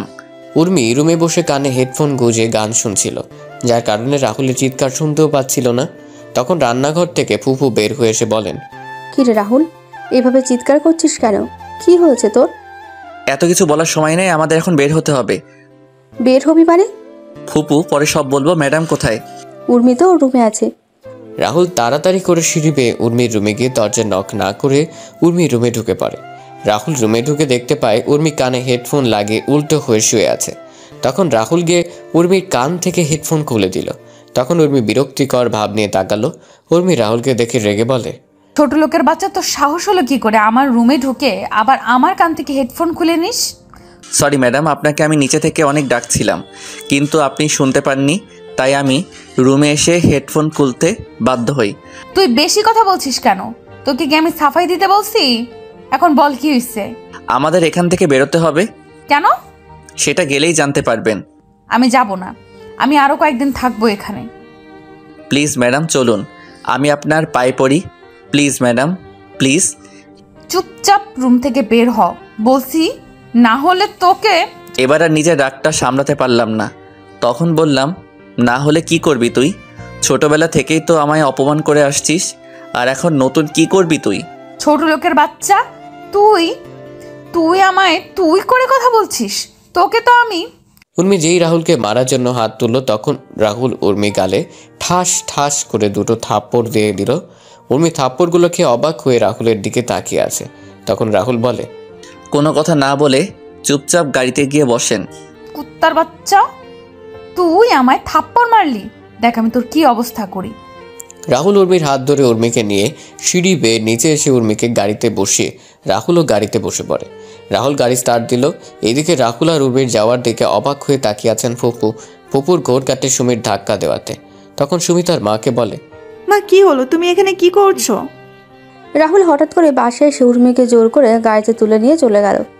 ওরা চলে গেল আর তুমি ওদের আটকাতে পারলে না? রাহুল তো কোনো কথা বলার সুযোগই দিল না। ধুর, তুমি যে কি করো। কথাটা বলে সুমি ঘরের ভিতরে ঢুকে সোফায় বসে রাহুলের নাম্বারে কল দিল, কিন্তু রাহুল বারবার ফোন কেটে দিচ্ছে। এদিকে উর্মি রাহুলকে নানা রকমের কথা বলে গালি দিচ্ছিল, কিন্তু রাহুল সেগুলো কানে নিচ্ছিল না। রাহুল গাড়ি বেপরা গতিতে চালাতে শুরু করলে তখন রাহুলকে উর্মি বলে, ছোট লোকের বাচ্চা, কি করছিস? কি গাড়ি এভাবে চালাচ্ছিস কেন? গাড়ির কোনো ক্ষতি হলে তোর অবস্থাও কিন্তু খারাপ হয়ে যাবে। অবশ্য তোর আজকে এমন অবস্থা করব সেটা তুই কল্পনাও করতে পারবি না। আমার গায়ে হাত তোলা, তাই না? তুই বুঝবি এই উর্মি চৌধুরী কি জিনিস। উর্মি ম্যাডাম পাগলের মতো তার প্রলাপ করেই যাচ্ছেন। আমি সেদিকে মনোযোগ না দিয়ে আমি চিন্তা করছি ফোনে আসার খবরটা যেন সত্যি না হয়। আমরা বাসায় পৌঁছাতে পৌঁছাতে বোধহয় অনেক লেট করে ফেলেছি। আমরা বাসায় এসে দেখতে পেলাম সবাই বাসার বাগানে বসে আছে। আমি গাড়ি থেকে সবার কাছে গিয়ে ছোট আব্বুকে বললাম, ছোট আব্বু তোমরা এখানে? বাবারে, আমাদের সব কিছু কেড়ে নিয়েছে ও। কে ছোট আব্বু? আমরা ওকে নিজের ছেলের মতো মনে করতাম, কিন্তু ও যে আমাদের পিছন দিয়ে চোরের মতো ছুরি মেরে দিল, এটা হয়তো আমাদের কপালে লেখা ছিল। ছোট আম্মু, ছোট আব্বু, চাচা চাচি, দাদিমা কান্না করছে। সবচেয়ে আমার কষ্ট লাগছে দাদিমার জন্য। দাদিমাকে এই বয়সে এইভাবে বাসার বাইরে থাকতে হবে। সবাইকে শান্ত করার চেষ্টা করছিলাম। তখন ম্যাডাম ছোট আম্মুকে বলেন, মা, তোমরা এভাবে বাসার বাইরে কেন? আমাদের সব জিনিসপত্র বাইরে দেখছি। বাড়িতে পুলিশ অফিসার, উকিল, এসবের মানে কি? যাও, তোমার ভালোবাসার মানুষকে গিয়ে সেটা জিজ্ঞেস করো। মানে? আমি তোকে আগে বলেছিলাম একে বিশ্বাস করিস না। দেখছিস তো তুই, আজকে ওর জন্য আমরা রাস্তায় নেমে এসেছি। আমি বলছি, চুপ থাক তুই। আজকে ছোট আব্বুরা কার জন্য রাস্তায় এসে নেমেছে সেটা আপনি জানেন? বলছি না চুপ। তুই কি বললি? আর কে আছে এর পেছনে? আপনার হবু স্বামী, আপনার বয়ফ্রেন্ড জয়। রাহুলের কলার চেপে ধরে বললাম, জয়কে নিয়ে একদম মিথ্যা কথা বললাম, তোকে খুন করে ফেলবো। তুই বাড়ির চাকর, বাড়ির চাকরের মতো থাকবি, আমাদের কথার মাঝে কথা বলতে আসবি না একদম। তখন জয় বাসা থেকে বের হয়ে আসে। জয় এসে উর্মিকে উদ্দেশ্য করে বলে, জানো রাহুল সত্যি বলছে এসব। রাহুলের সামনে থেকে জয়ের সামনে গিয়ে বললাম, কি বলছো কি তুমি এইসব? হ্যাঁ জানো, তুমি যা শুনেছো সেটাই সত্যি। এই বাড়ি গাড়ি, সেই সম্পত্তি হাতিয়ে নেওয়ার জন্য আমি অনেক কিছু করেছি, আর ফাইনালি আমি আমার প্ল্যানে জয়ী হলাম। জয়, মজা করার সময় এটা না। আরে আমি মজা করছি না তো, আমি সিরিয়াসলি বলছি উর্মি জানেমান, এই সম্পত্তি হাতিয়ে নেওয়ার জন্য আমি তোমার সাথে ভালোবাসার নাটক করি, তোমার পিছনে কুত্তর মতো ঘুরে বেরিয়েছি। আস্তে আস্তে তোমার থেকে সকল ইনফরমেশন কালেক্ট করে তারপর আমি আমার কাজে নেমে পড়ি। আর এখন তোমরা তোমাদের বাড়ির বাইরে। Now get lost my home and get lost my life. ও হ্যাঁ, তোমায় একজনের সাথে পরিচয় করিয়ে দিতে ভুলে গেছি, একটু দাঁড়াও। Liza, Liza, meet my wife Liza. জয়ের কথাগুলো শুনে উর্মির চোখ যেন অমাবস্যার অন্ধকারে নেমে এলো। উর্মি জয়ের কলার চেপে ধরে বলে, এই কুত্তার বাচ্চা, তুই আমায় এভাবে ঠকালি কেন? জয় ঠাস ঠাস করে দুটো থাপ্পড় উর্মির গালে বসিয়ে দিয়ে বলে, তোর মতো নষ্টা আর অহংকারী মেয়েকে কাজে ব্যবহার করা যায়, কিন্তু ভালোবাসা যায় না। আর এই জয়ের রুচি এতটাও খারাপ হয়ে যায়নি যে তোর মতো একটা বাজারি মেয়েকে ভালোবাসবো। তুই ছিলি আমার দাবার চালের এক কোটি, তোকে দিয়েই আমি গেমটা জিতে নিলাম। গেম শেষ, সাথে তুইও। এখন সসম্মানে আমার বাড়ি থেকে বের হয়ে যাও, না হলে ঘাড় ধাক্কা দিয়ে বের করে দেব। রাহুল যখন সবাইকে নিয়ে চলে আসছিল তখন জয় রাহুলকে উদ্দেশ্য করে বলে, কী রে রাহুল, তুই এদের নিয়ে কোথায় যাচ্ছিস? তুই চাইলে থাকতে পারিস আমাদের সাথে, আমরা ওদের মতো এত পশু না যে তোর সাথে খারাপ ব্যবহার করব। হালকা হেসে বললাম, আমি আপনার মতো বেইমানও না যে যেই বিছানায় ঘুমাবো আবার সেই বিছানায় ভেঙেও ফেলবো। জয় সাহেব চাকর হতে পারি, তবে মালিকের সাথে কোনো সময়ই বেইমানি করব না। তবে খুব তাড়াতাড়ি দেখা হবে আপনার সাথে। জায়গা এটা থাকবে, বাড়িও এটা থাকবে, তফাৎ শুধু হবে আমি বাড়ির মালিক আর আপনি রাস্তার কুত্তা হবেন। কথাটি বলে রাহুল সবাইকে নিয়ে চলে আসে ওই বাসা থেকে। রাহুল সবাইকে নিয়ে একটা বাগানের পাশে বসে। তখন রাহুল সবাইকে উদ্দেশ্য করে বলে, ছোট আব্বু, চাচা, এসব হলো কি করে? আমরা কিছুই বলতে পারছি না। আজ সকালে হঠাৎ করে নোটিশ আসে বাসা ছেড়ে দেওয়ার জন্য, আর কালকে আমাদের হাত থেকে সব কন্ট্রাক্ট বের হয়ে যায়। যে কন্ট্রাক্টের জন্য ব্যাংক থেকে টাকা নিয়েছিলাম সেটা জমা দেওয়ার তারিখ কালকে চলে গেছে। আমি তো কখনো বিশ্বাস করতে পারি নাই জয় এমন করবে। ছোট আব্বু আর চাচা, তোমরা পুরনো কথা ভুলে যাও, আমাদেরও নতুন করে আবার শুরু করতে হবে। কিন্তু নতুন করে শুরু করতে হলে তো অনেক টাকা দরকার। সেসব চিন্তা পরে করা যাবে, আগে দাদিমাকে নিয়ে চলো ফুপাতের বাড়িতে। আর ছোট আব্বু আর চাচা, তোমরা সেখানে কয়েকটা দিন থাকতে হবে, আর আমি আবার সিলেটে ফিরে আসব। কেন? কাজ আছে ছোট আম্মু। তারপর রাহুল একটা গাড়ি ঠিক করে সবাইকে নিয়ে আবার ফুফাদের বাড়ির উদ্দেশ্যে রওনা দিল। 3 ঘন্টা পর সবাই ফুফাদের বাসায় পৌঁছে গেল। ফুপু সবাইকে দেখে তো অনেক খুশি। তারপর সবাই মিলে ভেতরে গিয়ে বসতেন আর রাহুল তার রুমে চলে যায়। এদিকে সুমিও রাহুলের রুমে আসে। সুমি এসে দেখতে পায় রাহুল তার জামা কাপড় সব গুছিয়ে নিচ্ছে। তখন সুমি রাহুলকে বলে, কি ব্যাপার, তুমি কাপড় গুছাচ্ছ কেন? চলে যাব তাই। মানে? যা শুনেছ সেটাই। আমি আর কোনো কথা না বলে ব্যাগ নিয়ে নিচে চলে এলাম। আমায় নিচে নামতে দেখে ছোট আব্বু বললেন, কি রে, কোথায় যাচ্ছিস তুই? কাজে। কিসের কাজে আর কোথায় যাচ্ছিস? চট্টগ্রামে যাচ্ছি। দাদু ভাই, আমাদের ছেড়ে যাবি তুই?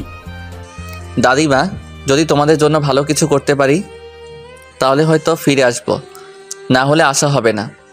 দাদু ভাই, কি বলছিস তুই? তোর কথার মানে কিছু বুঝতে পারছি না আমি।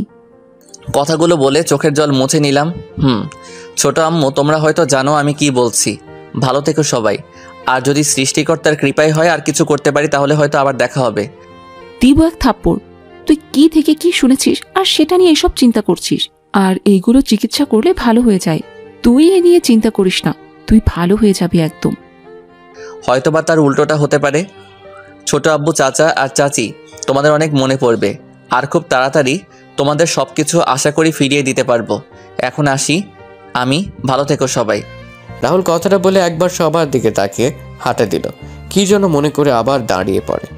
রাহুল পেছন ফিরে সুমির সামনে এসে বলে, সুমি, ভালো করে পড়ালেখা করিস, তোকে অনেক বড় একজন ডাক্তার হতে হবে। আর ভালো কাউকে দেখে বিয়ে করে নিস। আর আমায় নিয়ে উল্টাপাল্টা চিন্তা করা বন্ধ কর। তোর সামনে একটা উজ্জ্বল ভবিষ্যৎ দাঁড়িয়ে আছে। ফুপু আর ফুপা তোর থেকে অনেক ভালো কিছু আশা করে, তুই তাদের সে আশাটুকু এভাবে শেষ করে দিস না। রাহুলের কথা শুনে সুমি এবার কান্না করে দিল। রাহুল যখন দুপুরে চলে যায় তখনও সুমি অনেক কান্না করেছিল। সুমি কান্না মিশ্রিত স্বরে বলে, তুমি হঠাৎ করে এ ধরনের কথা বলছো কেন? আর আমি কি বলছি তুই ভালো করে সেটা বুঝতে পারছো। আশা করি তুই আমার ইচ্ছেটা পূরণ করবি। রাহুল এবার উর্মির সামনে গিয়ে বলল, ম্যাডাম, আজকে ঘটনার জন্য আমি দুঃখিত। আমি জানি আপনার উপর এভাবে হাত তোলা আমার ঠিক হয়নি।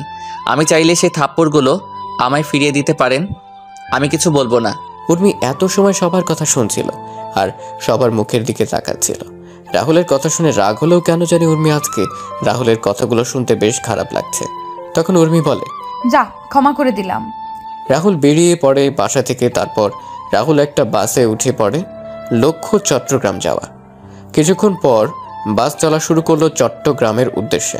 পরের দিন সকালে বাস পৌঁছে যায় চট্টগ্রামে। রাহুল বাস থেকে নেমে একটা অফিসের উদ্দেশ্যে একটা সিএনজি নিয়ে রওনা দিল। কিছুক্ষণ সিএনজি এসে থামে একটা অফিসের সামনে। রাহুল ভাড়া মিটিয়ে অফিসের দিকে হাঁটা দিল। তখন দারোয়ান রাহুলের পথ আটকে দাঁড়ালো। দারোয়ান রাহুলকে বলে, কোথায় যাবেন আপনি? আপনার বসের সাথে দেখা করব। স্যারের সাথে দেখা করার জন্য অ্যাপয়েন্টমেন্ট নিতে হবে। না। তাহলে আজকে আপনি স্যারের সাথে দেখা করতে পারবেন না। আচ্ছা, আপনি কাগজটা আপনার স্যারের কাছে দিলেই উনি আমায় চিনতে পারবেন। আচ্ছা। রাহুলকে বসিয়ে রেখে দারোয়ান রাহুলের দেওয়া কাগজটা নিয়ে ভেতরে চলে গেল। দারোয়ান তার স্যারের কাছ থেকে অনুমতি নিয়ে তার রুমে প্রবেশ করে। তখন দারোয়ান তার স্যারকে উদ্দেশ্য করে বলে, স্যার, একটা লোক আপনার সাথে দেখা করতে চায়, কিন্তু উনি আচ্ছা অ্যাপয়েন্টমেন্ট নিয়ে আসেননি। চাচা, তাহলে বলে দাও আমি বিজি। কিন্তু স্যার, এই কাগজটা দিয়ে বললেন এই কাগজটা দেখলে আপনি ওনাকে চিনতে পারবেন।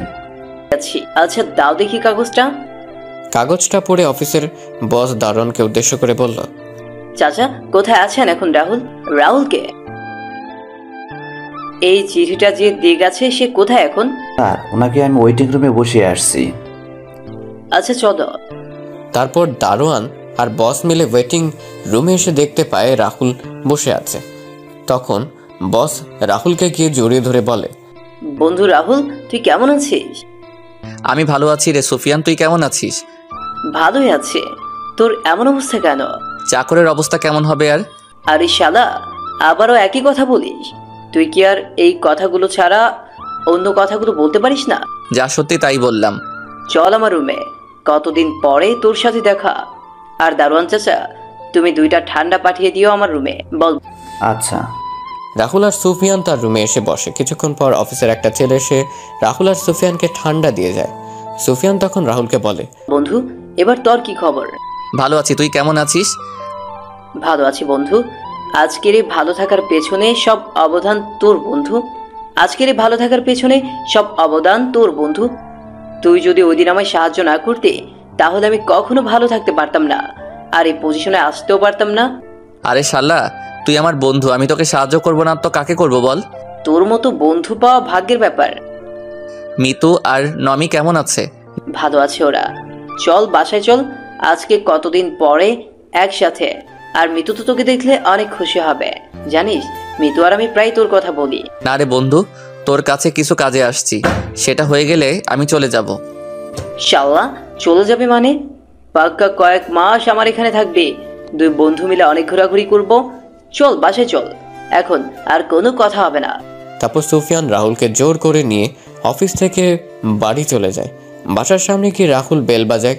কিছুক্ষণ পর মিতু দরজা খুলে দিল। সুফিয়ানকে দেখে মিতু বলে, কি ব্যাপার, তুমি এই সময়ে বাড়িতে? আমি আর আমার সাথে একজন এসেছে, যাকে দেখলে তুমি অনেক খুশি হয়ে যাবে। ও আচ্ছা, তাই নাকি? তাহলে দেখি কে আছে। মিতুর কথা শুনে সুফিয়ান সরে দাঁড়ায়। তখন মিতু দেখতে পায় রাহুল দাঁড়িয়ে আছে। রাহুলকে দেখে মিতু রাহুলকে জড়িয়ে ধরে। তখন মিতু বলে, আরে রাহুল, তুই কেমন আছিস? ভালো আছি, তুই কেমন আছিস? অনেক ভালো আছি রে, আয় ভেতরে আয়। ভিতরে গিয়ে বসার পর রাহুল সুফিয়ানকে বলে, সুফিয়ান, তোর সাথে কথা ছিল, আর আমায় সিলেট ফিরতে হবে। ওই হারামি, এখন কয়েক মাস সিলেটে যাওয়া হচ্ছে না তোর। তুই এখন আমাদের সাথেই কয়েক মাস থাকবি। তা হয় না রে মিতু, আমার হাতে সময় কম, কিন্তু কাজ অনেক। আর কোনো কথা না বলে খাবার টেবিলে আয়, খাওয়া দাওয়া শেষ করে বাকি কথা হবে। রাহুল আর সুফিয়ান খাবার টেবিলে বসতেই ডমি এসে রাহুলকে মামা মামা ডেকে রাহুলের কোলে উঠে যায়। রাহুল খাবার খাচ্ছে, সাথে নমিকেও খাইয়ে দিচ্ছে। মিতু আর সুফিয়ান তো অনেক খুশি রাহুলকে পেয়ে।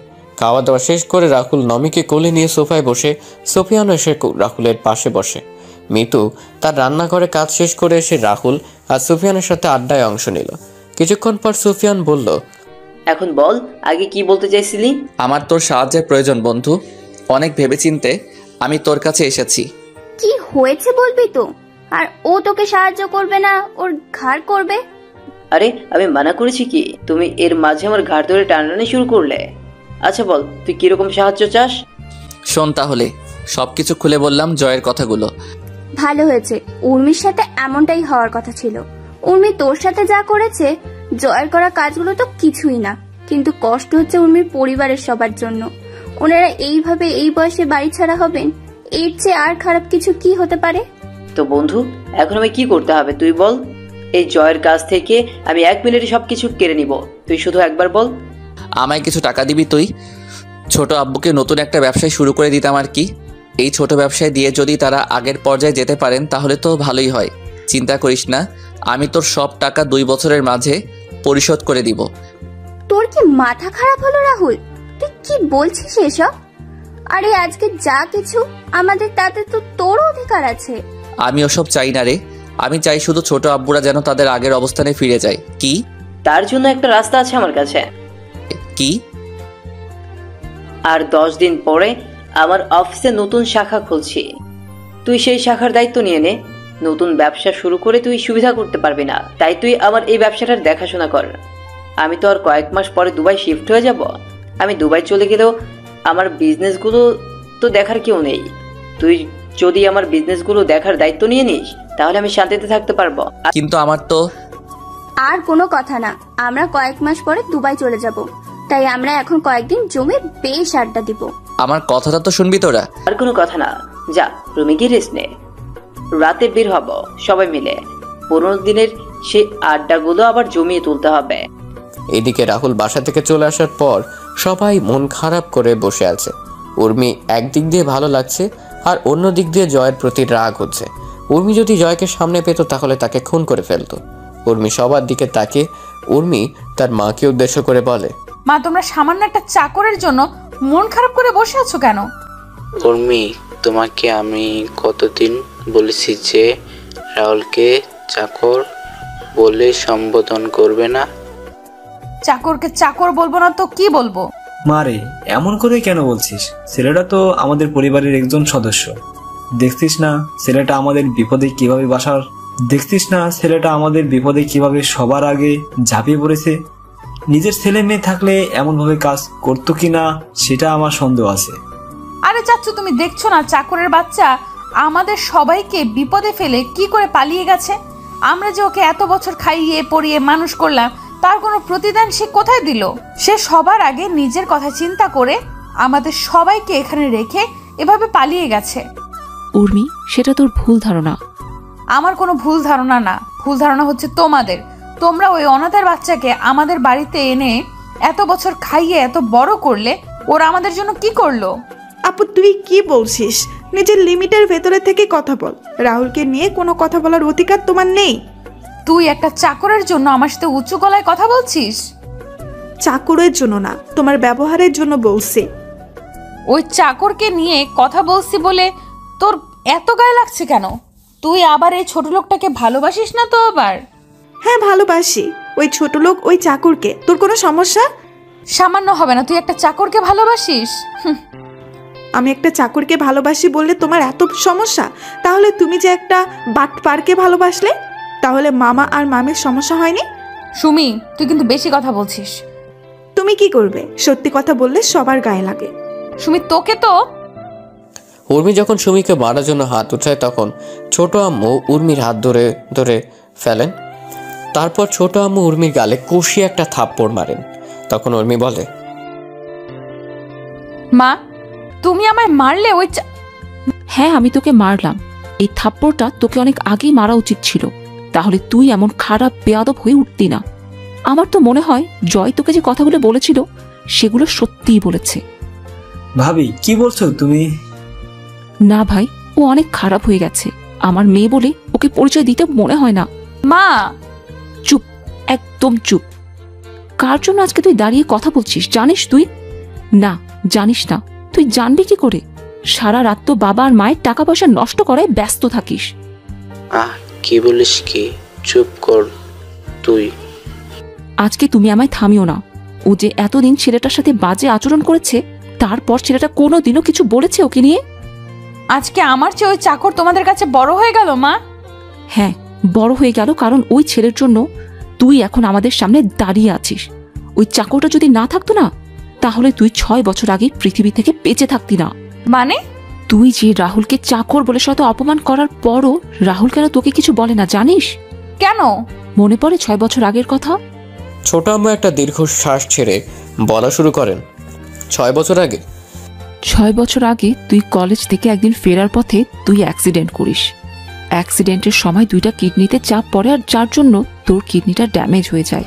তোর গ্রুপের কিডনি কোথাও খুঁজে পাওয়া যাচ্ছিল না। তখন তো আমরা তোর আশা ছেড়েই দিয়ে বসেছিলাম।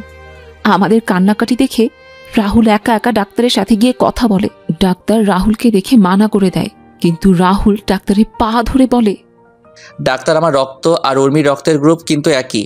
প্লিজ আমার কিডনিগুলো নিয়ে নিন, তাহলে উর্মি বেঁচে যাবে। না, আমি পারবো না। তোমার এত কম বয়সে কিডনি ডোনেট করা বেআইনি। তাহলে আপনি একটা মায়ের কোল থেকে তার মেয়েকে এভাবে হারিয়ে যেতে দিবেন?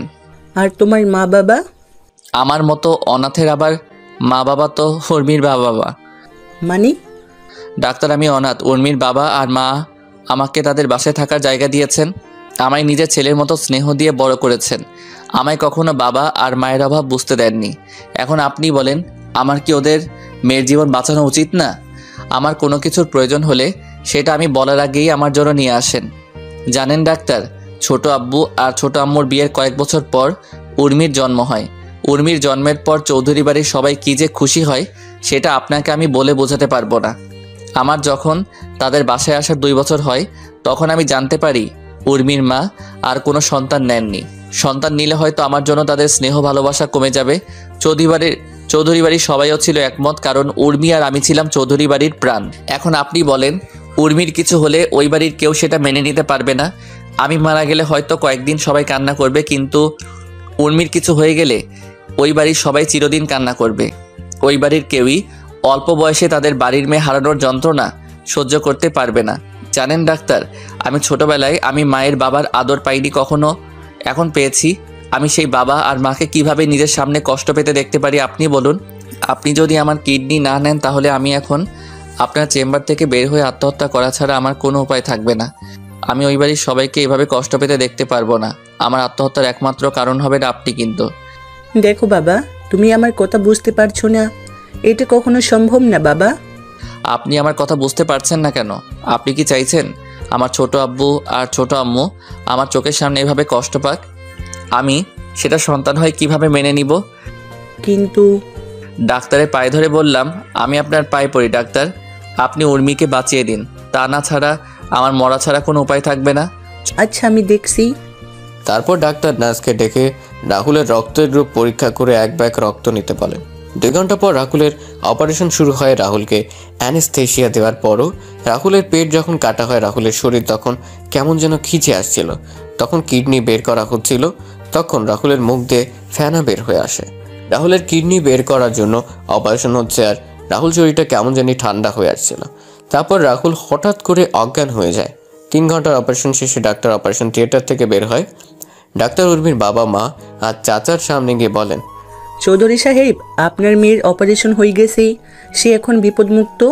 জ্ঞানে ফেরার আগ পর্যন্ত তাদের আইসিইউয়ে রাখা হয়েছে। ডাক্তারের কথা শুনে 3 জনই দাঁড়িয়ে যায়। সবার মুখে হাসি ফুটে ওঠে। তখন উর্মির বাবা ডাক্তারকে বলেন, ডাক্তার আপনারা বলেন কিডনি পাওয়া যায় কি না? কিডনি পাওয়া যায়নি, তবে একটা ছেলে তার কিডনি স্বেচ্ছায় দিয়েছে। তার 2টা কিডনি আমরা আপনার মেয়েকে আর আপনার মেয়ের কিডনিগুলা ওই ছেলেকে লাগিয়ে দিয়েছি। কিন্তু এতে তো ডাক্তার ছেলেটা মারা যাবে, তবে ছেলেটা যদি মেডিসিন নিয়মিত খায় তাহলে হয়তো কয়েকটা বছর বেশি বাঁচতে পারবে। আর ভাগ্য ভালো হবে 10-15 বছর। আপনার মেয়ের 2টা কিডনির মাঝে ডান পাশের কিডনি 40% ভালো ছিল। ডাক্তার, সেই ছেলেটা কোথায়? আমরা ছেলেটার সাথে দেখা করতে চাই, যে ছেলেটা তার জীবন বাজি রেখে আমাদের মেয়েটাকে এইভাবে বাঁচিয়ে দিল। আসুন আমার সাথে। তারপর ডাক্তার 3 জনকে নিয়ে আইসিইউতে নিয়ে গেলেন। রুমের ভিতরে ঢুকে বেডের দিকে তাকিয়ে 3 জনই শকড হয়ে যায় রাহুলকে আর উর্মিকে পাশাপাশি বেডে শুয়ে থাকতে দেখে। তখন চাচা ডাক্তারকে বলেন, ডাক্তার, রাহুলের কি হয়েছে? এইভাবে শুয়ে আছে যে? এই ছেলেই তো আপনার মেয়ের কিডনি ডোনেট করেছে। ডাক্তার, রাহুলের কথা শুনে আপনি ওর থেকে কিডনি নিয়ে নিলেন? আমি অনেক মানা করি, কিন্তু ছেলেটা কথা শুনি আমি বাধ্য হয়ে নিতে হয়েছি। তা বলে ডাক্তার? চৌধুরী সাহেব, এই ছেলের কথাগুলো শুনি কিছু বলার ভাষা পাইনি। ছেলেটা আপনাদের সুখের জন্য নিজের জীবনটা হাসি মুখে বিলিয়ে দিয়েছে। জানেন ছেলেটা আপনাদের নিয়ে কি বলেছে? কি বলেছে? রাহুলের বলা কথাগুলো বললাম সবাইকে। ডাক্তারের সব কথা বলছেন, তার চোখে পানি স্পষ্ট। সব শুনে ছোট আব্বু, ছোট আম্মু আর চাচার চোখে জল চলে আসে। ছোট আম্মু সব শুনে সেখানে বসে পড়েন আর মাথায় হাত দিয়ে নীরবে চোখের জল ফেলতে লাগলেন। ছোট আব্বু আর চাচা স্ট্যাচু হয়ে দাঁড়িয়ে আছেন। রাহুল যে তাদের খুশির জন্য এভাবে নিজের জীবনটা বিলিয়ে দিবে সেটা তারা কখনো হয়তো ভাবতে পারেননি। 3 ঘন্টা পর রাহুলের জ্ঞান ফিরে ডাক্তার রাহুলকে পরীক্ষা করে কেবিনে শিফট করেন। রাহুলকে কেবিনে নিয়ে যাওয়া হলে রাহুল তার ছোট আম্মুকে বলে, ছোট আম্মু, তুমি কান্না করছো কেন? তুমি চিন্তা করো না, উর্মি ঠিক হয়ে যাবে। আমি ডাক্তারের সাথে কথা বলেছি তো। তুই কেন এমনটা করলি রাহুল? আমি কি করলাম আবার? তোকে তোর কিডনিগুলো দিতে কে বলেছে? তখন রুমে প্রবেশ করে ছোট আব্বু আর চাচা। রাহুল ছোট আব্বু আর চাচা দেখে বলে, ছোট আব্বু, চাচা, তোমরা ছোট আম্মুকে বোঝাও তো কিভাবে কান্না করছে দেখো। কি বলেছে? তুই এই কাজ করতে গেলি কেন রাহুল? কোথায় যাবি? কি করব চাচা, নিজের বাবা আর মাকে তো কখনো দেখিনি, কিন্তু এই বাবা আর মা আমায় এত স্নেহ ভালোবাসা দিয়েছে যা আমি কখনো ভুলতেই পারবো না কখনো।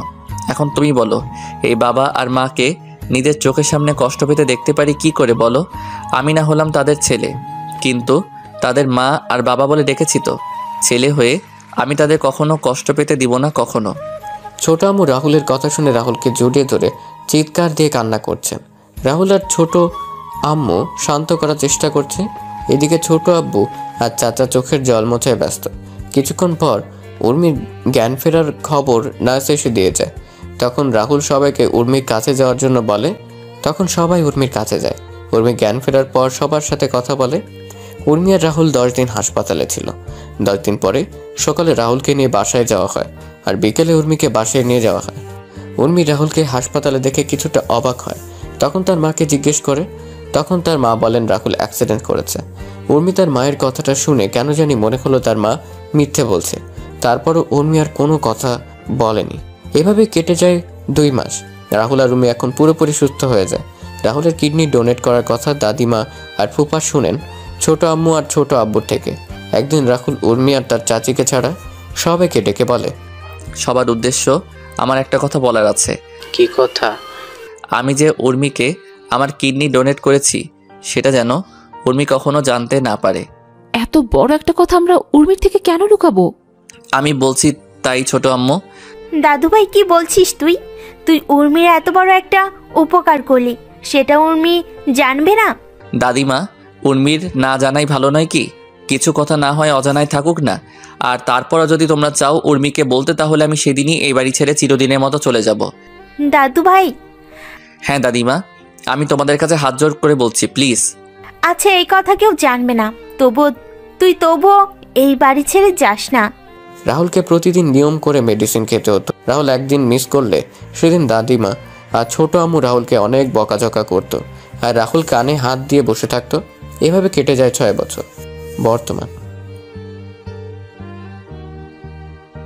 সেদিন শপিং মলে রাহুল তোকে বাঁচানোর জন্যই বখারে ছেলেদের সাথে মারামারি করে।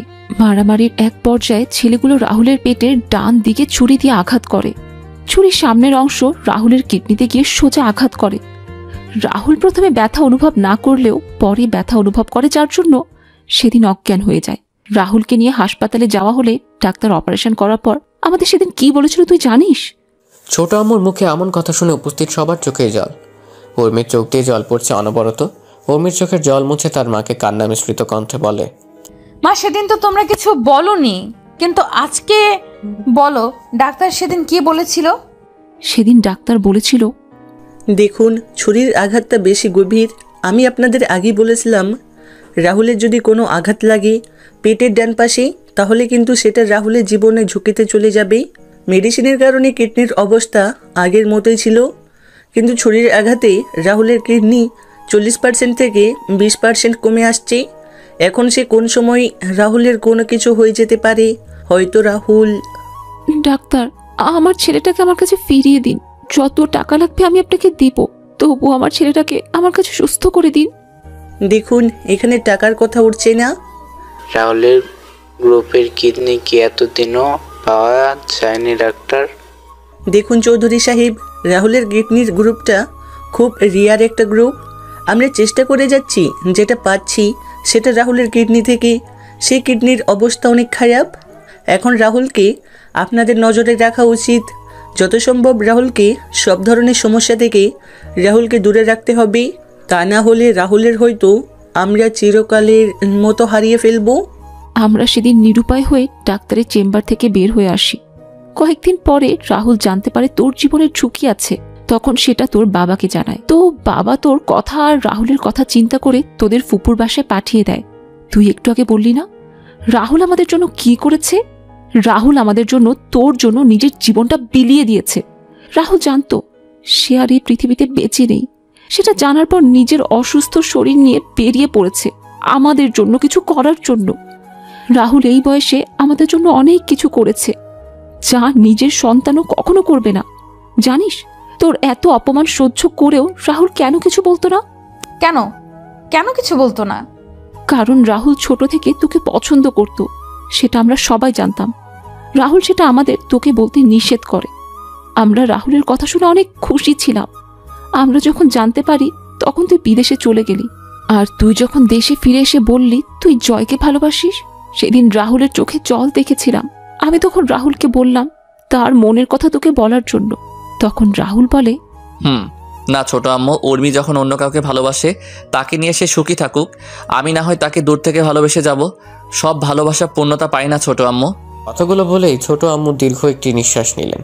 সবার চোখে জল স্পষ্ট। উর্মি চিৎকার করে কান্না করছে আর ওর মাকে বলছে, মা এতদিন কেন বললে না তুমি? রাহুল আমার সামনে যখন ছিল তখন কেন বললে না? আমি রাহুলের সাথে এমন কোনো আচরণ কখনো করতাম না। রাহুল বাড়ি ছেড়ে চলে যাবে আমাদের ভয় দেখিয়েছিল। এরকম পরিস্থিতি তৈরি হবে তখন কি জানতো আমরা? তোকে কিছুই বলতাম না, কিন্তু তোর আজকের ব্যবহারের জন্য বলতে বাধ্য হলাম। জানি না ছেলেটা কোথায় আছে, কি করছে। না, আমি আমার স্বামীর কিছু হতে দিব না। আমি বেঁচে থাকতে আমি আমার স্বামীকে এভাবে হারিয়ে যেতে দিব না। আমি রাহুলকে এবার খুঁজে আমার কাছে নিয়ে আসব। আমার করার সব কাজের জন্য ক্ষমা চাইব। ও যদি ক্ষমা না করে তারপরও আমি ওর পায়ের কাছে পড়ে থাকবো। উর্মির কথা শুনে সবাই চোখ বড় করে উর্মির দিকে তাকায়। তখন দাদিমা উর্মিকে বলেন, দিদি ভাই তোর স্বামী মানে? দাদিমা, রাহুল আমার স্বামী। রাহুল তোর স্বামী হলে কি করে? আপু কি বলছিস তুই? তুই তো রাহুলকে সহ্য করতে পারিস না, তাহলে রাহুল তোর স্বামী হলো কি করে? এখন সব শুনে মিথ্যা বলা শুরু করে দিয়েছিস। কয়েকদিন আগে আমার আর রাহুলের বিয়ে হয়েছে পাশের এলাকার একটা মসজিদে। কি বলিস, একটু ক্লিয়ার করে বলতো উর্মি। বাবা, কয়েকদিন আগে আমরা একটা কাজে যাই, সেইখান থেকে আসতে রাত হয়ে যায়। রাস্তায় কয়েকটা বখাটে আমাদের রাস্তা আটকে দাঁড়ায়। রাহুল তখন ছেলেগুলোকে মারতে থাকে। মারামারির এক পর্যায়ে বখাটেদের সাথে তার বন্ধুরা এসে যোগ দেয়। আমরা তখন ভয়ে দৌড়ে পালাতে থাকি। উর্মি কথাগুলো বলে আবার কান্না শুরু করে। সবাই তো উর্মির কথাগুলো শুনে খুশি হয়ে যান। তখন সুমি বলে, না, এটা হতে পারে না। আমি রাহুলকে ভালোবাসি, রাহুল শুধু আমার। রাহুল আমার বিয়ে করা স্বামী। আমি রাহুলকে কোরআনকে সাক্ষী রেখে বিয়ে করেছি। রাহুল শুধু আমার। সুমি, কি হচ্ছে কি? মা, আমি রাহুলকে। চুপ করবে সুমি। উর্মি সেখান থেকে গিয়ে রাহুলের নাম্বারে কল দিল, কিন্তু রাহুলের ফোন বন্ধ। উর্মি বারবার ফোন দিচ্ছে, কিন্তু রাহুলের ফোন বারবার বন্ধ বলছে। উর্মির এবার ভয় হতে লাগলো, ভয় যেন উর্মিকে গ্রাস করে নিচ্ছে। উর্মি একটু আশা নিয়ে আবার কল দিল, কিন্তু ফোন বন্ধ। উর্মি ফোনটা হাত থেকে ছুঁড়ে মারে মেঝেতে। উর্মি মাথায় হাত দিয়ে বসে পড়ে। উর্মির মনে হতে থাকে সে কতবার রাহুলকে অপমান করেছে, আঘাত করেছে। উর্মি নিজের কাজের জন্য অনুশোচনা করছে। উর্মি তাড়াতাড়ি করে বসা থেকে দাঁড়িয়ে নিচে নেমে এসে তার মা আর বাবাকে বলে, মা, বাবা, রাহুলের ফোন বন্ধ আসছে। আমি কল দিয়ে যাচ্ছি, কিন্তু ফোন বন্ধ আসছে। বাবা মা, তোমরা রাহুলকে আমার কাছে নিয়ে আসো। আমি আমার সকল কাজের জন্য আমি ক্ষমা চেয়ে নেব। আমি আর কখনো এমন আচরণ করব না ওর সাথে। উর্মি কান্না করতে করতে বসে পড়ে। দাদিমা উর্মিকে ধরে রেখে বলেন, দিদি ভাই, চিন্তা করিস না। রাহুল দাদু ভাই খুব তাড়াতাড়ি ফিরে আসবে। বড় খোকা, ছোট কাকা আর জামাই বাবা, তোমরা রাহুলকে তাড়াতাড়ি খুঁজে বের করে নিয়ে আসো। দিদি ভাই, তুই চিন্তা করিস না। দিদি ভাই, তুই চিন্তা করিস না। আমি ওদের বলেছি, ওরা রাহুলকে খুঁজে নিয়ে আসবে। ছোট আব্বু, চাচা আর ফুপা রাহুলের খোঁজে বেরিয়ে পড়েন। শত চেষ্টা করেও রাহুলের খোঁজ না পেয়ে তারা অসহায়ের মতো ফিরে আসেন। উর্মিও পাগলামি শুরু করে। এদিকে রাহুল, সুফিয়ান, মিতু আর নমির সাথে বেশ আনন্দের দিন কাটাচ্ছে। শত আনন্দের মাঝেও রাহুলের সবার কথা মনে পড়ে উর্মি কথাগুলো। রাহুল চট্টগ্রাম এসে তার ফোন থেকে পুরাতন সিম খুলে নতুন অ্যাক্টিভ করে নেয়। রাহুল ঠিক করে নেয় সে যতদিন পর্যন্ত জয়ের কাছ থেকে চৌধুরী বাড়ির সকল সম্পত্তি ফিরিয়ে না আনছে ততদিন সে কারোর সাথে যোগাযোগ করবে না। এভাবে কেটে যায় 1 মাস। সুফিয়ান, মিতু আর নমি চলে যায় দুবাই। রাহুল সিলেটের অফিসের দায়িত্ব নেয়। এইদিকে উর্মি রাহুলের কোনো খোঁজ না পেয়েও হাল ছাড়েনি। উর্মি সহ বাকি সবাই রাহুলের খোঁজ এখনও করে যাচ্ছে। এভাবে কেটে যায় 5 বছর। আজকে রাহুল বাংলাদেশের টপ বিজনেসম্যানদের মাঝে রাহুল একজন। রাহুলের কাছে এখন যা টাকা পয়সা, বাড়ি গাড়ি আছে, তাতে জয়ের মতো কয়েকশো জয়কে কেনা যাবে। রাহুল এখন তারা খেলা শুরু করে দিল। রাহুল তার পিএকে বলে, রাজীব, কালকে থেকে জয়ের কোম্পানির সকল অর্ডার আমরা যাতে পেতে পারি সেই ব্যবস্থা করো। স্যার, আমি দেখছি বললে হবে না রাজীব। 2 মাসের ভিতরে আমি জয়কে রাস্তায় দেখতে চাই। জয়কে যারা অর্ডার দেয় তাদের একটা লিস্ট করে আমার কাছে দুপুরের আগে দাও। আমি সবার সাথে কথা বলে আমাদের তৈরি করা প্রোডাক্টের স্যাম্পল তাদের দিয়ে আসবো। স্যার, আমি নিয়ে আসছি কিছুক্ষণের মধ্যে। রাজীব রুম থেকে বেরিয়ে গিয়ে লিস্ট তৈরি করতে থাকে। তখন রাহুল তার উকিলকে কল দিয়ে বলে একটা ডিভোর্স পেপার রেডি করার জন্য। উকিলের সাথে কথা বলে রাহুল ফোন কেটে দিয়ে সুফিয়ানকে কল দিল। সুফিয়ান ফোন রিসিভ করে বলে, হ্যাঁ বন্ধু, বল। সকল হিসাব দেখে নিয়েছিস তো তুই? রাহুল, তোকে না বলছি এই কোম্পানি আমি তোর নামে লিখে দিয়ে আসছি, তাহলে কেন আমায় সব কিছুর হিসাব দিচ্ছিস? বন্ধু, কোনো কিছু আমার না, এইগুলো তোর আছে, তোর থাকবে। শালা, তোরে যদি হাতের কাছে পেতাম কি করতি? ভর্তা করে দিতাম। ও আচ্ছা, মিতু আর নমি কেমন আছে? মিতু নমিকে খাইয়ে দিচ্ছে। বন্ধু, কালকে থেকে জয়ের পতন শুরু হবে। তাহলে তো ভালোই। তোরা কবে আসছিস বাংলাদেশে? দেখি, শিওর বলতে পারছি না। তোদের দেখার খুব ইচ্ছে করছে, যদি পারিস তাহলে আসিস। আচ্ছা আচ্ছা, রাখছি তাহলে। আচ্ছা।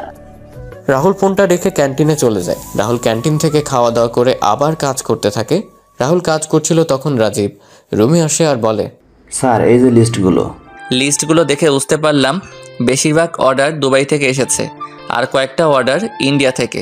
দুবাই একটা কোম্পানির অর্ডার দেখে আমার চোখ আটকে গেল। আমি ফোন নিয়ে সুফিয়ানকে কল দিলাম। সুফিয়ান ফোন রিসিভ করতেই আমি সুফিয়ানকে বললাম, তুই কি এখন ফ্রি আছিস? তোর সাথে কথা বলার জন্য আমি সবসময় ফ্রি আছি, বল কি বলবি? দুবাইয়ের একটা কোম্পানি জয়ের কোম্পানিকে 10,500 কোটি টাকার অর্ডার দিয়েছে। কি বলছিস কি তুই? এটা দেখে আমিও তো অবাক হয়ে গেছি। কোম্পানির নাম কি? আরজি কোম্পানি। কি? হ্যাঁ, আজকে রাতে তো আরজি কোম্পানির সাথে আমার মিটিং আছে। তাহলে তো ভালোই। শোন, তোকে একটা কাজ করতে হবে আমার। আমি বুঝে গেছি কি করতে হবে, তুই চিন্তা করিস না। আজকে আমি ওই কোম্পানি জয়ের সাথে চুক্তি বাতিল করে তোর সাথে চুক্তিতে যাবে। ধন্যবাদ বন্ধু। আর কোনো কোম্পানি আছে কি? বাকিটা আমি সামলে নিব বন্ধু, তুই শুধু এই কাজটা করে দে। চিন্তা করিস না, কালকে সকালে একটা মেল তোর কাছে যাবে। রাহুল ফোন কেটে অফিসের কাজ শেষ করে চলে যায় ডাক্তারের সাথে দেখা করতে। ডাক্তারের চেম্বারে গিয়ে রাহুল বলে, আচ্ছা, ডাক্তার কেমন আছেন? আরে রাহুল জি, ভালো আছি। তুমি কেমন আছো? আছি একরকম। কোনো সমস্যা হয়েছে? কয়েকটা পেইন কিলার দরকার ছিল। কেন, কি হয়েছে? ব্যথা একটু বেড়ে গেছে। আচ্ছা, আমি লিখে দিচ্ছি। আচ্ছা। রাহুল, তোমায় একটা কথা বলার ছিল। হ্যাঁ ডাক্তার, বলুন। উর্মি এই হাসপাতালে আসে আর তোমার খোঁজ করে কালকেও এসেছিল। আর কত লুকোচুরি খেলবে? এবার তো তাদের সামনে দাঁড়াতে পারো গিয়ে। সবাই তোমার আশা ছেড়ে দিলেও উর্মি তোমায় খুঁজে যাচ্ছে। মেয়েটার চেহারা কেমন যেন রুক্ষ হয়ে গেছে। উর্মির দিকে তাকালে কেমন জানি মায়া হয়। যাব ডাক্তার, আর 2 মাস পরে আমি তাদের সামনে গিয়ে দাঁড়াবো। যত তাড়াতাড়ি পারো তাদের সাথে দেখা করো। রাহুল প্রেসক্রিপশন নিয়ে ডাক্তারের রুম থেকে বেরিয়ে এলো।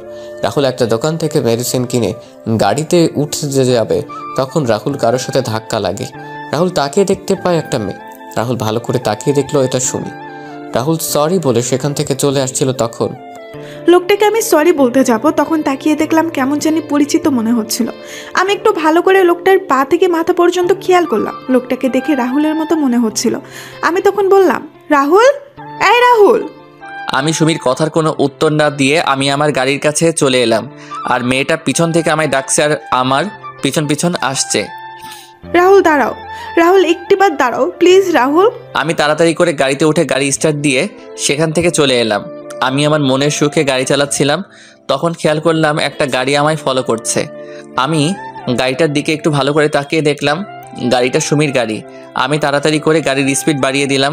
কিছুক্ষণ পর আমি বাসায় এসে নিজের রুমে চলে গেলাম। এদিকে সুমি কিছু দূর রাহুলের গাড়িকে ফলো করলেও কিছু সময় পর রাহুলের গাড়ি আর খুঁজে পায়নি।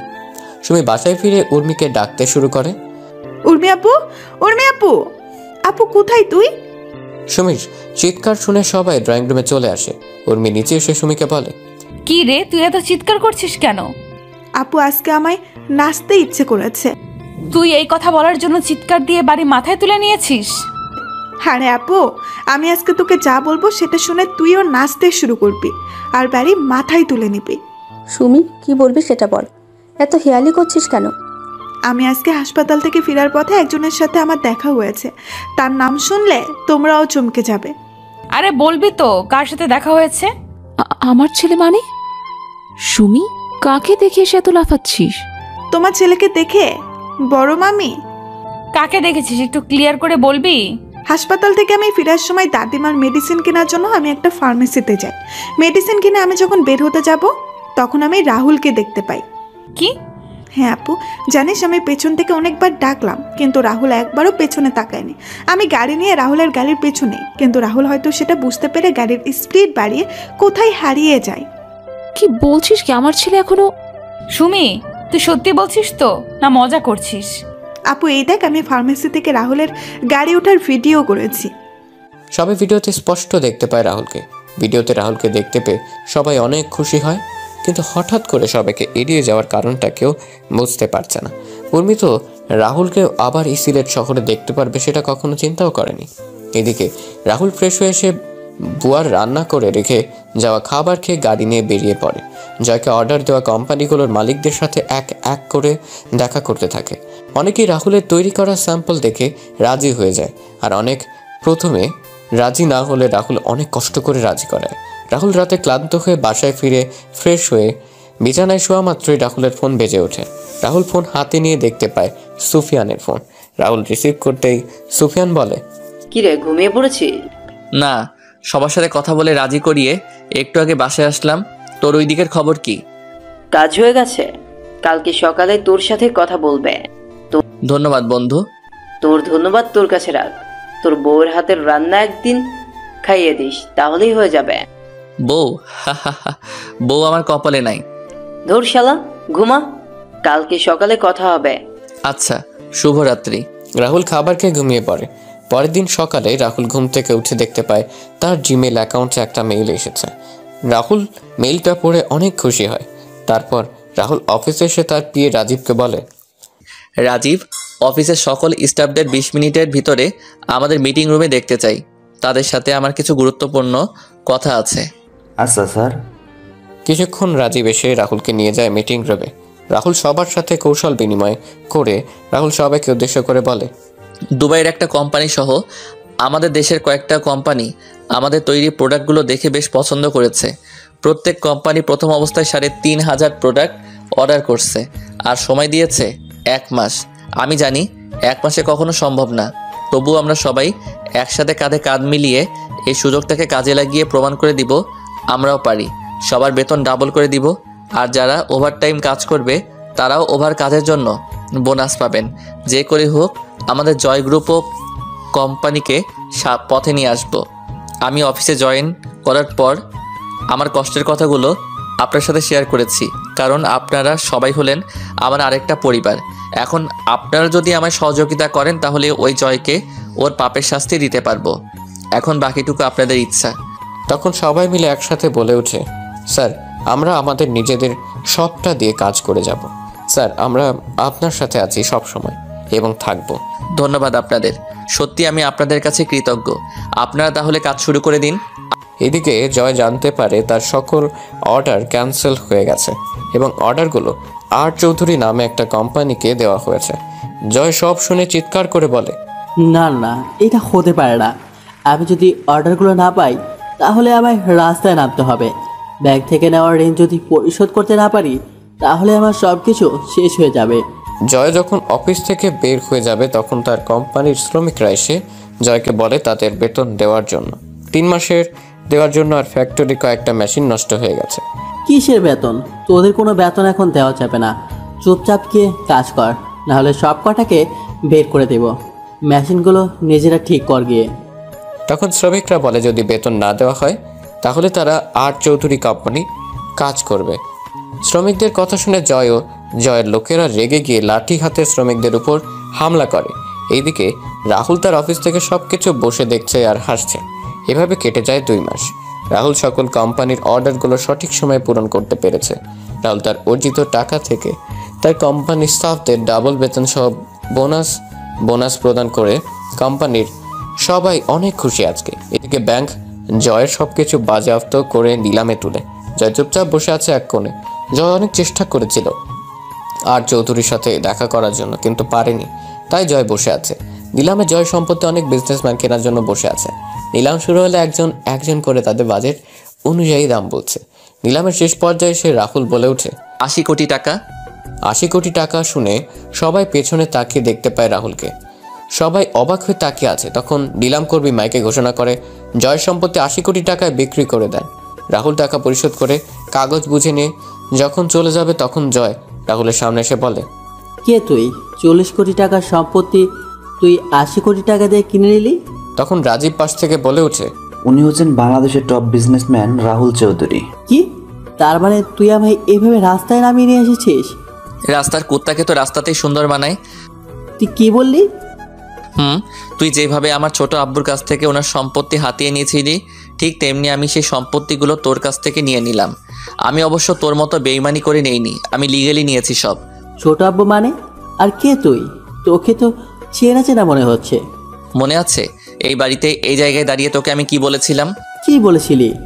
জায়গা এটা থাকবে, বাড়িও এটা থাকবে, তফাৎ শুধু হবে আমি বাড়ির মালিক আর আপনি রাস্তার কুত্তা হবেন। রাহুল তুই? যাক, চিনতে পেরেছেন তাহলে। কিন্তু কি করে তুই? চৌধুরী বাড়ির চাকর যখন টপ বিজনেসম্যান, এটা বিশ্বাস হচ্ছে না। জানেন তো, ইচ্ছেটা যদি পবিত্র হয় তাহলে সৃষ্টিকর্তা কাউকে কখনো নিরাশ করেন না। আমার ইচ্ছেটা ছিল পবিত্র, তাই তো আমি বাংলাদেশের টপ বিজনেসম্যান। আপনাকে আপনার শ্বশুরবাড়ি নিয়ে যাওয়ার জন্য বাইরে আপনার শালা আর সম্বন্ধীরা অপেক্ষা করছে। আজকে আসি তাহলে। এদিকে সবাই নিউজে দেখছে কোনো এক আর চৌধুরী 80 কোটি টাকা দিয়ে দেউলিয়া জয়ের সমস্ত সম্পত্তি কিনে নিয়েছে। এই নিউজ দেখে সবার মনে হাসি ফুটে ওঠে। তখন দাদিমা বলেন, দেখেছো তোমরা সৃষ্টিকর্তা কিভাবে শয়তানকে শাস্তি দিয়েছে? আমি বলেছিলাম না, জয় তার পাপের শাস্তি একদিন ঠিকই পাবে। হ্যাঁ মা, সৃষ্টিকর্তা আপনার কথা শুনেছেন। এখন শুধু আমার ছেলেটাকে আমার কাছে যেন ফিরিয়ে দেন, সেটাই সৃষ্টিকর্তার কাছে চাই। এদিকে রাহুল গাড়িতে এসে রাজীব আর ড্রাইভারকে বিদায় দিয়ে রাহুল নিজে গাড়ি ড্রাইভ করা শুরু করে। রাহুল চিন্তা করছে ওই বাড়ির সবাই যখন জানতে পারবে তারা তাদের হারানো সবকিছু ফিরে পেয়েছে তখন তারা কতটা খুশি হবে। রাহুল কোর্টে এসে ডিভোর্সের কাগজটা নিয়ে ফুপুদের বাসার উদ্দেশ্যে রওনা দিল। হঠাৎ করে রাহুলের পেটের ডান পাশে ব্যথা শুরু হয়, সাথে রাহুলের মুখ দিয়ে রক্ত পড়া শুরু হয়। রাহুল গাড়ি থামিয়ে গাড়ি থেকে নেমে জল দিয়ে মুখ ধুয়ে একটা পেইন কিলার খেয়ে নেয়। রাহুল গাড়িতে এসে আবার গাড়ি চালানো শুরু করে, কিন্তু ব্যথাটা যেন কমছে না। রাহুল ফুফাদের বাসায় এসে পৌঁছতে সন্ধ্যা হয়ে যায়। রাহুল বাসার কাছে এসে বেল বাজায়। কিছুক্ষণ পর রাহুলের ফুফু এসে দরজা খুলে দিলেন। রাহুলকে দেখে তো ফুফু অবাক হয়ে যান। ফুফু রাহুলকে জড়িয়ে ধরে কান্না করে দিলেন। রাহুল ফুপুকে শান্ত করে তখন ফুফু রাহুলকে বলেন, রাহুল কেমন আছিস তুই? এতদিন পরে আমাদের কথা মনে পড়লো তোর? মনে পড়তো, কিন্তু কাজের জন্য আসতে পারিনি। তুমি কেমন আছো ফুপু? এতদিন ভালো ছিলাম না, এখন থেকে ভালো থাকবো। আর জয়কে রাস্তায় না নামিয়ে আসতাম কি করে বলো তুমি? মানে? বাকি সবাই কোথায় ফুপু? সবাই বাসায় আছে, তুই দাঁড়া, আমি ডাকছি সবাইকে। ভাইয়া, ভাবি, মা, উর্মি, সুমি কোথায় তোমরা? তাড়াতাড়ি নিচে আসো, দেখে যাও কে আসছে। ফুফুর আওয়াজ শুনে সবাই নিচে আসে। নিচে এসে সবাই রাহুলকে দেখে তো অবাক। ছোট আম্মু রাহুলকে জড়িয়ে ধরে কান্না শুরু করে দিলেন। রাহুল ছোট আম্মুকে জড়িয়ে ধরে আছে। উর্মি রাহুলকে দেখে উর্মির মুখে ফুটে উঠছে এক তৃপ্তির হাসি। তখন দাদিমা রাহুলকে ধরে কান্না করে বলেন, দাদু ভাই, এতদিন পরে আমাদের কথা মনে পড়লো তোর? এবার হয়তো মরতে পারবো শান্তিতে। সৃষ্টিকর্তা হয়তো তোকে দেখা পাওয়ার জন্যই আমায় এতদিন বাঁচিয়ে রেখেছিলেন। আমি দাদিমাকে জড়িয়ে ধরে বললাম, কি করব? তোমাদের সাথে জয় যা করেছে সেটার প্রতিশোধ নিতে হবে না? জয়ের থেকে সবকিছু ফিরিয়ে আনার জন্যই তো আমি এতদিন ধরে আমি আসতে পারিনি। তবে আজকে জয়ের থেকে সবকিছু ফিরিয়ে নিয়ে আসছি। আর রইল তোমার মরার কথা। তোমার এই নাতি থাকতে কার এত সাহস আছে যে তোমায় নিয়ে যাবে? ফিরিয়ে আনার জন্য মানে আজকে আর চৌধুরী নামে একজন জয়ের সকল সম্পত্তি কিনে নিয়েছে। ছোট আব্বু, আমি জয়ের থেকে সবকিছু কেড়ে নেওয়া সেই আর চৌধুরী। কথাটা বলে রাহুল একবার সবার দিকে তাকিয়ে নিল। এক নজরে রাহুল দেখল সবাই তার দিকে এক দৃষ্টিতে তাকিয়ে আছে। তখন রাহুল তার সাথে আনা সুটকেস থেকে একটা ফাইল বের করে। তার ছোট আব্বু বলে, ছোট আব্বু, এই ফাইলটা নাও। এটা কিসের ফাইল? জয় যা তোমার কাছ থেকে বেইমানি করে নিয়েছিল, আমি সেইগুলো আবার তোমার কাছে ফিরিয়ে দিলাম। তোমারই ছেলে তোমাকে বলেছিল তোমার হারানো সবকিছু ফিরিয়ে দিব। এই নাও তোমার হারানো সবকিছু। রাহুলের কথা শুনে অবাক হয়ে আছে, কেউ কিছু বলছে না। তখন ছোট আম্মু রাহুলকে বললেন, কিন্তু তুই কি করে এসব করলি? খান গ্রুপ অফ কোম্পানির মালিক ইসলাম খানের ছেলে হলো আমার বন্ধু সুফিয়ান। সুফিয়ানের সাথে আমি চট্টগ্রামে দেখা করি, তারপর সুফিয়ানকে সবকিছু খুলে বলি। তখন সুফিয়ান সব শুনে আমায় সাহায্য করে। তারপর আমি এই পর্যায়ে আসি। ছোট আম্মু, আমি চলে যাব একটু পরেই। রাহুলের কথা শুনে উর্মির মুখটা কালো হয়ে যায়। উর্মি সেখান থেকে তার রুমে চলে যায়। উর্মির চলে যাওয়া রাহুলের চোখ এড়ায়নি। রাহুল একবার উর্মির যাওয়ার দিকে তাকিয়ে আবার সবার দিকে মনোযোগ দিল। কোথায় যাবি তুই? কোথায় যাবি? কোথায় যাব জানি না, তবে হয়তো অনেক দূরে চলে যাব। রাহুল কথাটা বলে সুমির সামনে গিয়ে বলে, কিরে ফাজিল, কেমন আছিস? আর কয়েকদিন পরে তো ডাক্তার হয়ে যাবি তুই। তোমার সাথে আমার কোনো কথা নাই। ওয়েট, তুমি জানলে কি করে? আমি সব জানি। এখন বল, আমার সাথে কথা বলবি না কেন? 2 মাস আগে তোমাকে কতবার ডাকছিলাম, কিন্তু তুমি কি করলে? আমার কোনো কথার ডাক না শুনে চলে গেলে। আচ্ছা, আমার ভুল হয়েছে, আমায় ক্ষমা করে দিন। না, কোনো ক্ষমা নাই। আমি আর কয়েক ডজন চকলেট এনেছিলাম তোর জন্য, কিন্তু তুই তো কথা বলবি না আর আমায় ক্ষমা করবি না। তাহলে কি আর করার, সেগুলো আবার নিয়ে যাব। আচ্ছা, নিয়ে যাও, আমি কি মানা করছি? আচ্ছা। রাহুল সুটকেসটা নিয়ে সিঁড়ি বেয়ে উপরে উঠছিল। তখন সুমি বলে, দাঁড়াও। কেন? আমার চকলেটগুলো দিয়ে তারপর তোমার বউয়ের কাছে যাও। বউ মানে? দাদু ভাই, আমরা তোর আর উর্মির বিয়ের ব্যাপারে জেনে গেছি। ও ভালো। কি হলো? চকলেট কই? এই নে চাবি, গাড়িতে গিয়ে দেখ রাখা আছে। এবার তোমার সাথে গিয়ে করতে পারো। কি করবো রে ফাজিল? দেখা। আর চকলেট আনার জন্য ধন্যবাদ বলেই চাবিটা নিয়ে আমি চকলেট আনতে চলে গেলাম। রাহুল সিঁড়ি বেয়ে উপরে যাচ্ছে আর বাকি সবাই হাসছে। রাহুল একবার সবার দিকে তাকিয়ে উপরে চলে যায়। রাহুল উর্মির দরজার সামনে গিয়ে কড়া নাড়ে। তখন উর্মি বলে, কে? ম্যাডাম, আমি রাহুল। কি চাই? আমার কিছু চাই না ম্যাডাম, অনেক কিছু পেয়েছি আপনার আর এই পরিবার থেকে। আপনাকে কিছু দিতে চাই ম্যাডাম। আয়, ভেতরে আয়। ম্যাডামের কণ্ঠ শুনে বুঝতে পারলাম ম্যাডাম কান্না করছিল। আমি রুমে ঢুকে ম্যাডামের দিকে তাকালাম, দেখলাম ম্যাডামের চোখ লাল হয়ে আছে আর চোখগুলো ফুলে আছে। ম্যাডামকে বললাম, ম্যাডাম কি হয়েছে? কই, কিছু হয়নি তো। উর্মি রাহুলের দিকে একবার তাকিয়ে অন্যদিকে মুখ ফিরিয়ে কথাটা বলল, তাহলে আপনি কান্না করছিলেন কেন? আমি কোথায় কান্না করছিলাম? আপনার চোখ মুখ দেখে বোঝা যাচ্ছে, আর বিশ্বাস না হলে পাঠক আর পাঠিকাতে জিজ্ঞেস করেন। কি জন্য আসছিস বল? তুই না বললি চলে যাবি? আপনার শেষ ইচ্ছেটা পূরণ করতে এলাম। কি? রাহুল হঠাৎ করে পেটে ধরে বসে পড়ে। রাহুলের হাত থেকে সুটকেসটা পড়ে যায়। সুটকেস পড়ার শব্দে উর্মি ঘুরে তাকায়। আমি তাকিয়ে দেখলাম রাহুল মেঝেতে পেটে হাত দিয়ে বসে আছে। আমি রাহুলের কাছে গিয়ে বললাম, রাহুল কি হয়েছে? আমি ঠিক আছি, আমায় একটু সুটকেসটা এগিয়ে দিবেন? তুই আগে বিছানায় বসে একটু রেস্ট নে, তারপর কথা বলা যাবে। না ম্যাডাম, আমার হাতে সময় নেই, আপনি সুটকেসটা দেন। সুটকেস মেঝেতে থেকে তুলে এনে রাহুলের হাতে দিলাম। সুটকেস থেকে ডিভোর্স পেপারটা বের করে আমি সাইন করে দিয়ে ম্যাডামের দিকে কাগজটা দিয়ে বললাম, ম্যাডাম এই কাগজটার জন্য আপনি হয়তো 5 বছর 2 মাস অপেক্ষা করেছেন। এত বছর অপেক্ষা করানোর জন্য আমি সত্যি দুঃখিত ম্যাডাম। ডিভোর্স পেপারে রাহুল সাইন করছে দেখে উর্মির চোখের কোণে জল চিকচিক করছে। যে কোনো সময় হয়তো জল গড়িয়ে পড়বে। উর্মি রাহুলের দিকে অশ্রুসিক্ত চোখে তাকিয়ে কান্না করে বলে, রাহুল আমায় ক্ষমা করা কি যায় না? কি জন্য ক্ষমা করব? তাহলে আমায় ডিভোর্স দিচ্ছ কেন? আপনি এই একটা জিনিসই তো আমার কাছে চেয়েছেন, আপনি আমাকে না, আমি আপনাকে না করি কিভাবে? সবসময় তো আমায় বাদ দিন ওইসব কথা। রাহুল আমায় আপন করে নেওয়া যায় না? আগে সব কিছু কি ভোলা যায় না? ম্যাডাম আসি আমি, আমাদের ডিভোর্স হয়ে গেছে ম্যাডাম, আর এখন তো সব শেষ হয়ে গেছে। রাহুল প্লিজ আমায় মাফ করে দাও। আমি জানি আমি তোমার সাথে যা করেছি সেটা ক্ষমার অযোগ্য। আমি সেদিন সত্যিটা জানতে পেরেছি। সেদিন নিজের করা কাজের জন্য আর নিজের উপর ঘৃণা হয় আমার ডিভোর্স লাগবে না রাহুল। আমার শুধু তোমাকে প্রয়োজন, আর কখনো আমি তোমাকে অবহেলা করব না। আমায় একটা সুযোগ দাও তুমি। ম্যাডাম সেটা আর সম্ভব না। আর ভালো থাকবেন, ভালো কাউকে দেখে বিয়ে করে নেবেন, পারলে এই চাকরটাকে মাফ করে দিয়েন। রাহুল, রাহুল আমার কথাটা। রাহুল যখন উর্মির ঘর থেকে বের হতে যাবে তখনই উর্মি রাহুলকে পেছন থেকে জড়িয়ে ধরে। উর্মি রাহুলকে ঘুরিয়ে শক্ত করে জড়িয়ে ধরে বলে, তোমায় কোথাও যেতে দেব না, এভাবে জড়িয়ে ধরে রাখবো আমি। রাহুল আমি তোমাকে ভালোবাসি, প্লিজ আমায় আর শাস্তি দিও না। এই কয়েক বছর আমি নিজের কাজের জন্য নিজেই অনুশোচনায় ভুগেছি। শেষবারের মতো আমায় একটি বার আপন করে নাও। আমি আর কখনো তোমায় কষ্ট দিব না। কি হলো, কথা বলছো না কেন রাহুল? আমি জানি আমি অনেক খারাপ কাজ করেছি ছোটবেলা থেকে, কিন্তু সবকিছুর জন্য আমি ক্ষমা চাইছি রাহুল। রাহুল আমি আমার ভালোবাসা দিয়ে আগের সব স্মৃতিগুলো মুছে দিব। তুমি যেমনটা চাইবে আমি তেমন করে চলবো, তবু তুমি আমায় আর ছেড়ে যেও না। তুমি যদি এবার আমায় ছেড়ে যাও তাহলে আমি সত্যি সত্যি মারা যাব। রাহুল আমায় ক্ষমা করে একটি বার আপন করে নাও, প্লিজ প্লিজ। কি হলো, কথা বলছো না কেন তুমি? উর্মি হঠাৎ তার পিঠে অনুভব করে পানি জাতীয় তরল কিছু পড়ছে। উর্মি রাহুলকে ছেড়ে দিতেই রাহুল মাটিতে পড়ে যায়। উর্মি দেখতে পায় রাহুল মুখ থেকে রক্ত পড়ছে। উর্মি চিৎকার করে রাহুলকে বলে রাহুলকে জড়িয়ে ধরে।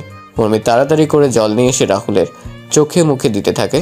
উর্মি কান্না করছে আর বলছে, এই রাহুল একটিবার চোখ খোলো না, তোমার কিছু হতে পারে না। এই রাহুল একটিবার চোখ খুলো না, প্লিজ চোখটা খুলো রাহুল। তুমি আমার সাথে এমনটা করতে পারো না রাহুল। এই রাহুল। উর্মি রাহুলের চোখে মুখে জল ছিটিয়ে দিচ্ছে আর রাহুলকে ডাকছে।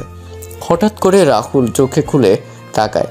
রাহুলকে চোখ খুলতে দেখে উর্মি রাহুলকে জড়িয়ে ধরে রাহুলের সমস্ত মুখে কিস করতে থাকে। তখন রাতুল কাঁপা কাঁপা কণ্ঠে বলে, ম্যাডাম আপনাকে ছোট থেকে একটা কথা বলবো বলে বলা হয়ে ওঠেনি, কিন্তু এখন না বলতে পারলে হয়তো আর বলা হয়ে উঠবে না। রাহুল তোমার কিচ্ছু হবে না, তুমি ঠিক হয়ে যাবে খুব তাড়াতাড়ি। তুমি সুস্থ হয়ে গেলে আমি সব কথা শুনবো তোমার। তোমায় একটা হসপিটালে নিয়ে যেতে হবে। দাঁড়াও, মা, বাবা, চাচ্চু, সুমি। সুমি সবেমাত্র চকলেট নিয়ে তার রুমে আসছে। তখন উর্মির চিৎকার শুনতে পায়। তাড়াতাড়ি করে উর্মির রুমের দিকে পা বাড়ায়। এদিকে রাহুল উর্মিকে বলছে, ম্যাডাম আমার হাতে হয়তো আর বেশি সময় নেই।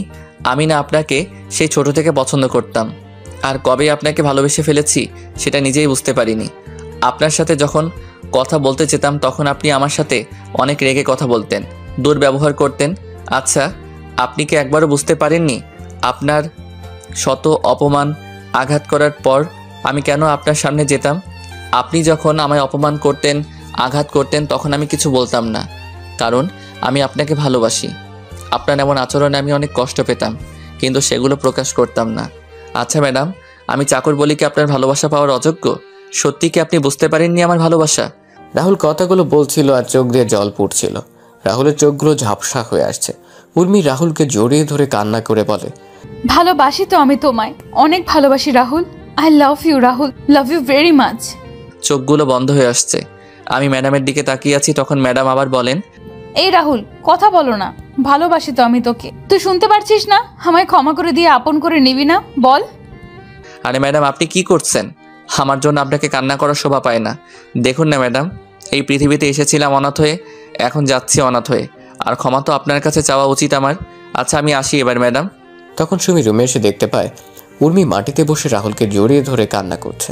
তখন সুমি বলে, আপু, রাহুলের কি হয়েছে? এই অবস্থা কেন? জানি না, হঠাৎ করে পেটে হাত দিয়ে বসে পড়ে আর মুখ দিয়ে রক্ত বের হচ্ছে। তুই তো ডাক্তার, একটু দেখ না বোন। আপু, রাহুলকে তাড়াতাড়ি করে হাসপাতালে নিয়ে যেতে হবে। আমার কিছু হয়নি, আমি ঠিক আছি। আমায় নিয়ে শুধু শুধু টেনশন করো না, আমায় একটু সাহায্য করো যাতে আমি দাঁড়াতে পারি। এই বলে রাহুল অনেক কষ্টে উঠে দাঁড়ায়। রাহুল যখন উর্মির রুম থেকে বের হতে যাবে তখন রাহুল আবার পেটে হাত দিয়ে বসে পড়ে। উর্মি দেখতে পেল রাহুল আবার বসে পড়ে আর রাহুলের মুখ দিয়ে রক্ত পড়ছে। এবার উর্মি আর সুমি চিৎকার করে বলে, ও মা, রাহুল, রাহুলকে জড়িয়ে ধরলাম। রাহুল কি হয়েছে তোমার? খুব কষ্ট হচ্ছে কি তোমার? কথা বলো না রাহুল। না বাবা, মামা মামি তাড়াতাড়ি উপরে আসো। উর্মি আর নিজেকে সামলাতে পারল না। উর্মি এবার জোরে তার বাবা মাকে ডাকতে লাগলো, মা, বাবা, মা, বাবা। উর্মি আর সুমির চিৎকার শুনে নিচে থেকে সবাই উর্মির রুমে চলে আসে। সবাই দেখতে পায় উর্মি রাহুলকে জড়িয়ে ধরে কান্না করছে আর রাহুলকে ডাকছে, কিন্তু রাহুল নিশ্চুপ। তারপর সবাই মিলে রাহুলকে নিয়ে হাসপাতালে চলে গেল। রাহুলকে তাড়াতাড়ি করে অপারেশন থিয়েটারে নেওয়া হয়। এদিকে অপারেশন থিয়েটারে বাইরে সবাই বসে কান্না করছে। ভিতরে রাহুলের অপারেশন চলছে। হঠাৎ ডাক্তার খেয়াল করেন রাহুল নিঃশ্বাস চলছে না। রাহুলের বুকে চাপ দিয়ে চেষ্টা করা হলো, কিন্তু ডাক্তাররা ব্যর্থ হলেন। ডাক্তার রাহুলের মুখ থেকে অক্সিজেনের মাস্ক খুলে নিলেন। বন্ধ হয়ে গেল রাহুল শ্বাস প্রশ্বাস চিরকালের জন্য। রাহুল চলে গেল এই পৃথিবীর মায়াজাল বেঁধে করে পরপার যাত্রায়। অপারেশন থিয়েটারে সবাই এক দৃষ্টিতে তাকিয়ে আছে রাহুলের প্রাণহীন দেহটার দিকে। তখন ডাক্তার নার্সকে বললেন, ডেড বডিটাকে বাহিরে নিয়ে যাও। আপনারা ঠিকই শুনেছেন, মানুষের প্রাণহীন দেহটাকে ডাক্তারদের ভাষায় ডেড বডি বা লাশ বলে। ডাক্তারের কথায় নার্স ডেড বডিটার উপর সাদা চাদর জুড়ে স্ট্রেচারে করে ঠেলতে ঠেলতে অপারেশন থিয়েটার থেকে বের করে উর্মিদের সামনে রেখে চলে যায়। সাদা চাদরে জড়ানো ডেড বডিটা দেখে সবার যেন প্রাণটা বেরিয়ে যাবার উপক্রম হলো। উর্মি কাঁপা কাঁপা হাতে সাদা চাদর সরিয়ে দেখতে পায় রাহুল খুব সুন্দর করে ঘুমিয়ে আছে। রাহুলকে ঘুমন্ত অবস্থায় দেখতে কি সুন্দর লাগছে। উর্মি রাহুলকে জড়িয়ে ধরে কান্না করছে। মনে হচ্ছে সে রাহুলকে তার ভেতরে লুকিয়ে রাখবে, তার থেকে তার রাহুলকে কেউ কেড়ে নিতে পারবে না। ছোট আম্মু, দাদিমা, সুমি, ফুপু আর উর্মির কান্নার আওয়াজ হাসপাতাল জুড়ে বিরাজ করছে এক বিষণ্ণতার সুর। ছোট আব্বু, চাচা, ফুপা নীরবে চোখের জল ফেলছে। পরদিন সকালে রাহুলের ডেড বডি নিয়ে যাওয়া হয় সেই চৌধুরী বাড়িতে, যেখানে 5 বছর আগেও রাহুল ছিল জীবন্ত, আর আজকে রাহুল এই বাড়িতে লাশ হয়ে ফিরেছে। রাহুল এই চৌধুরী বাড়িটা রক্ষা করার জন্য নিজের জীবনটা এভাবে বিলিয়ে দিল। দুপুরে রাহুলকে জানাজা পড়ানোর আগে শেষবারের মতো সবাই এসে রাহুলকে দেখে যায়। ছোট আম্মু তো পাথরের শক্ত হয়ে গেছে। সে তার ছেলের লাশের খাটিয়ার কাছে বসে আছে, কোনো কথা বলছে না। উর্মি এসে রাহুলের পাশে বসে রাহুলকে জড়িয়ে ধরে বলে, এত অভিমান করলে আমার উপর তুমি? একটিবার ক্ষমা করে দিয়ে আমায় তো আপন করে নিতে পারতে। আমি তো অনেক খারাপ, তাই তো তুমি আমায় এইভাবে ছেড়ে চলে গেলে। কি শান্তির ঘুম ঘুমাচ্ছ, তাই না? তারপর রাহুলকে নিয়ে যাওয়া হয় মসজিদে। জানাজা পড়িয়ে নিয়ে যাওয়া হয় কবরস্থানে। রাহুল চলে যায় নিষ্ঠুরতম পৃথিবী ছেড়ে অন্ধকার জগতে, যেই কবরে যেতে হবে একা নিজেকে। রাহুলকে হারিয়ে উর্মিও পাগল হয়ে যায়। চৌধুরী বাড়িটা পরিণত মৃত বাড়িতে। উর্মি নিজেকে সারাক্ষণ একটা রুমের মধ্যে আটকে রাখে আর রাহুলের ছবির সাথে কথা বলে হাসে, আবার কান্নাও করে। সব গল্পের সমাপ্তি আনন্দের হয় না, কিছু গল্পের সমাপ্তি হয় বেদনাদায়ক, বিষণ্ণতাময়, যেমনটাই গল্পে হয়েছে। পরিশেষে একটি কথা, চাকর হোক বা কাজের লোক, তাদের প্রাপ্য সম্মানটুকু আমাদের দেওয়া প্রয়োজন। এই পৃথিবীতে কোনো কাজই কিন্তু ছোট নয়। মানুষ বেঁচে থাকে তার কর্মে। হয়তো রাহুলও বেঁচে থাকবে সবার মাঝে।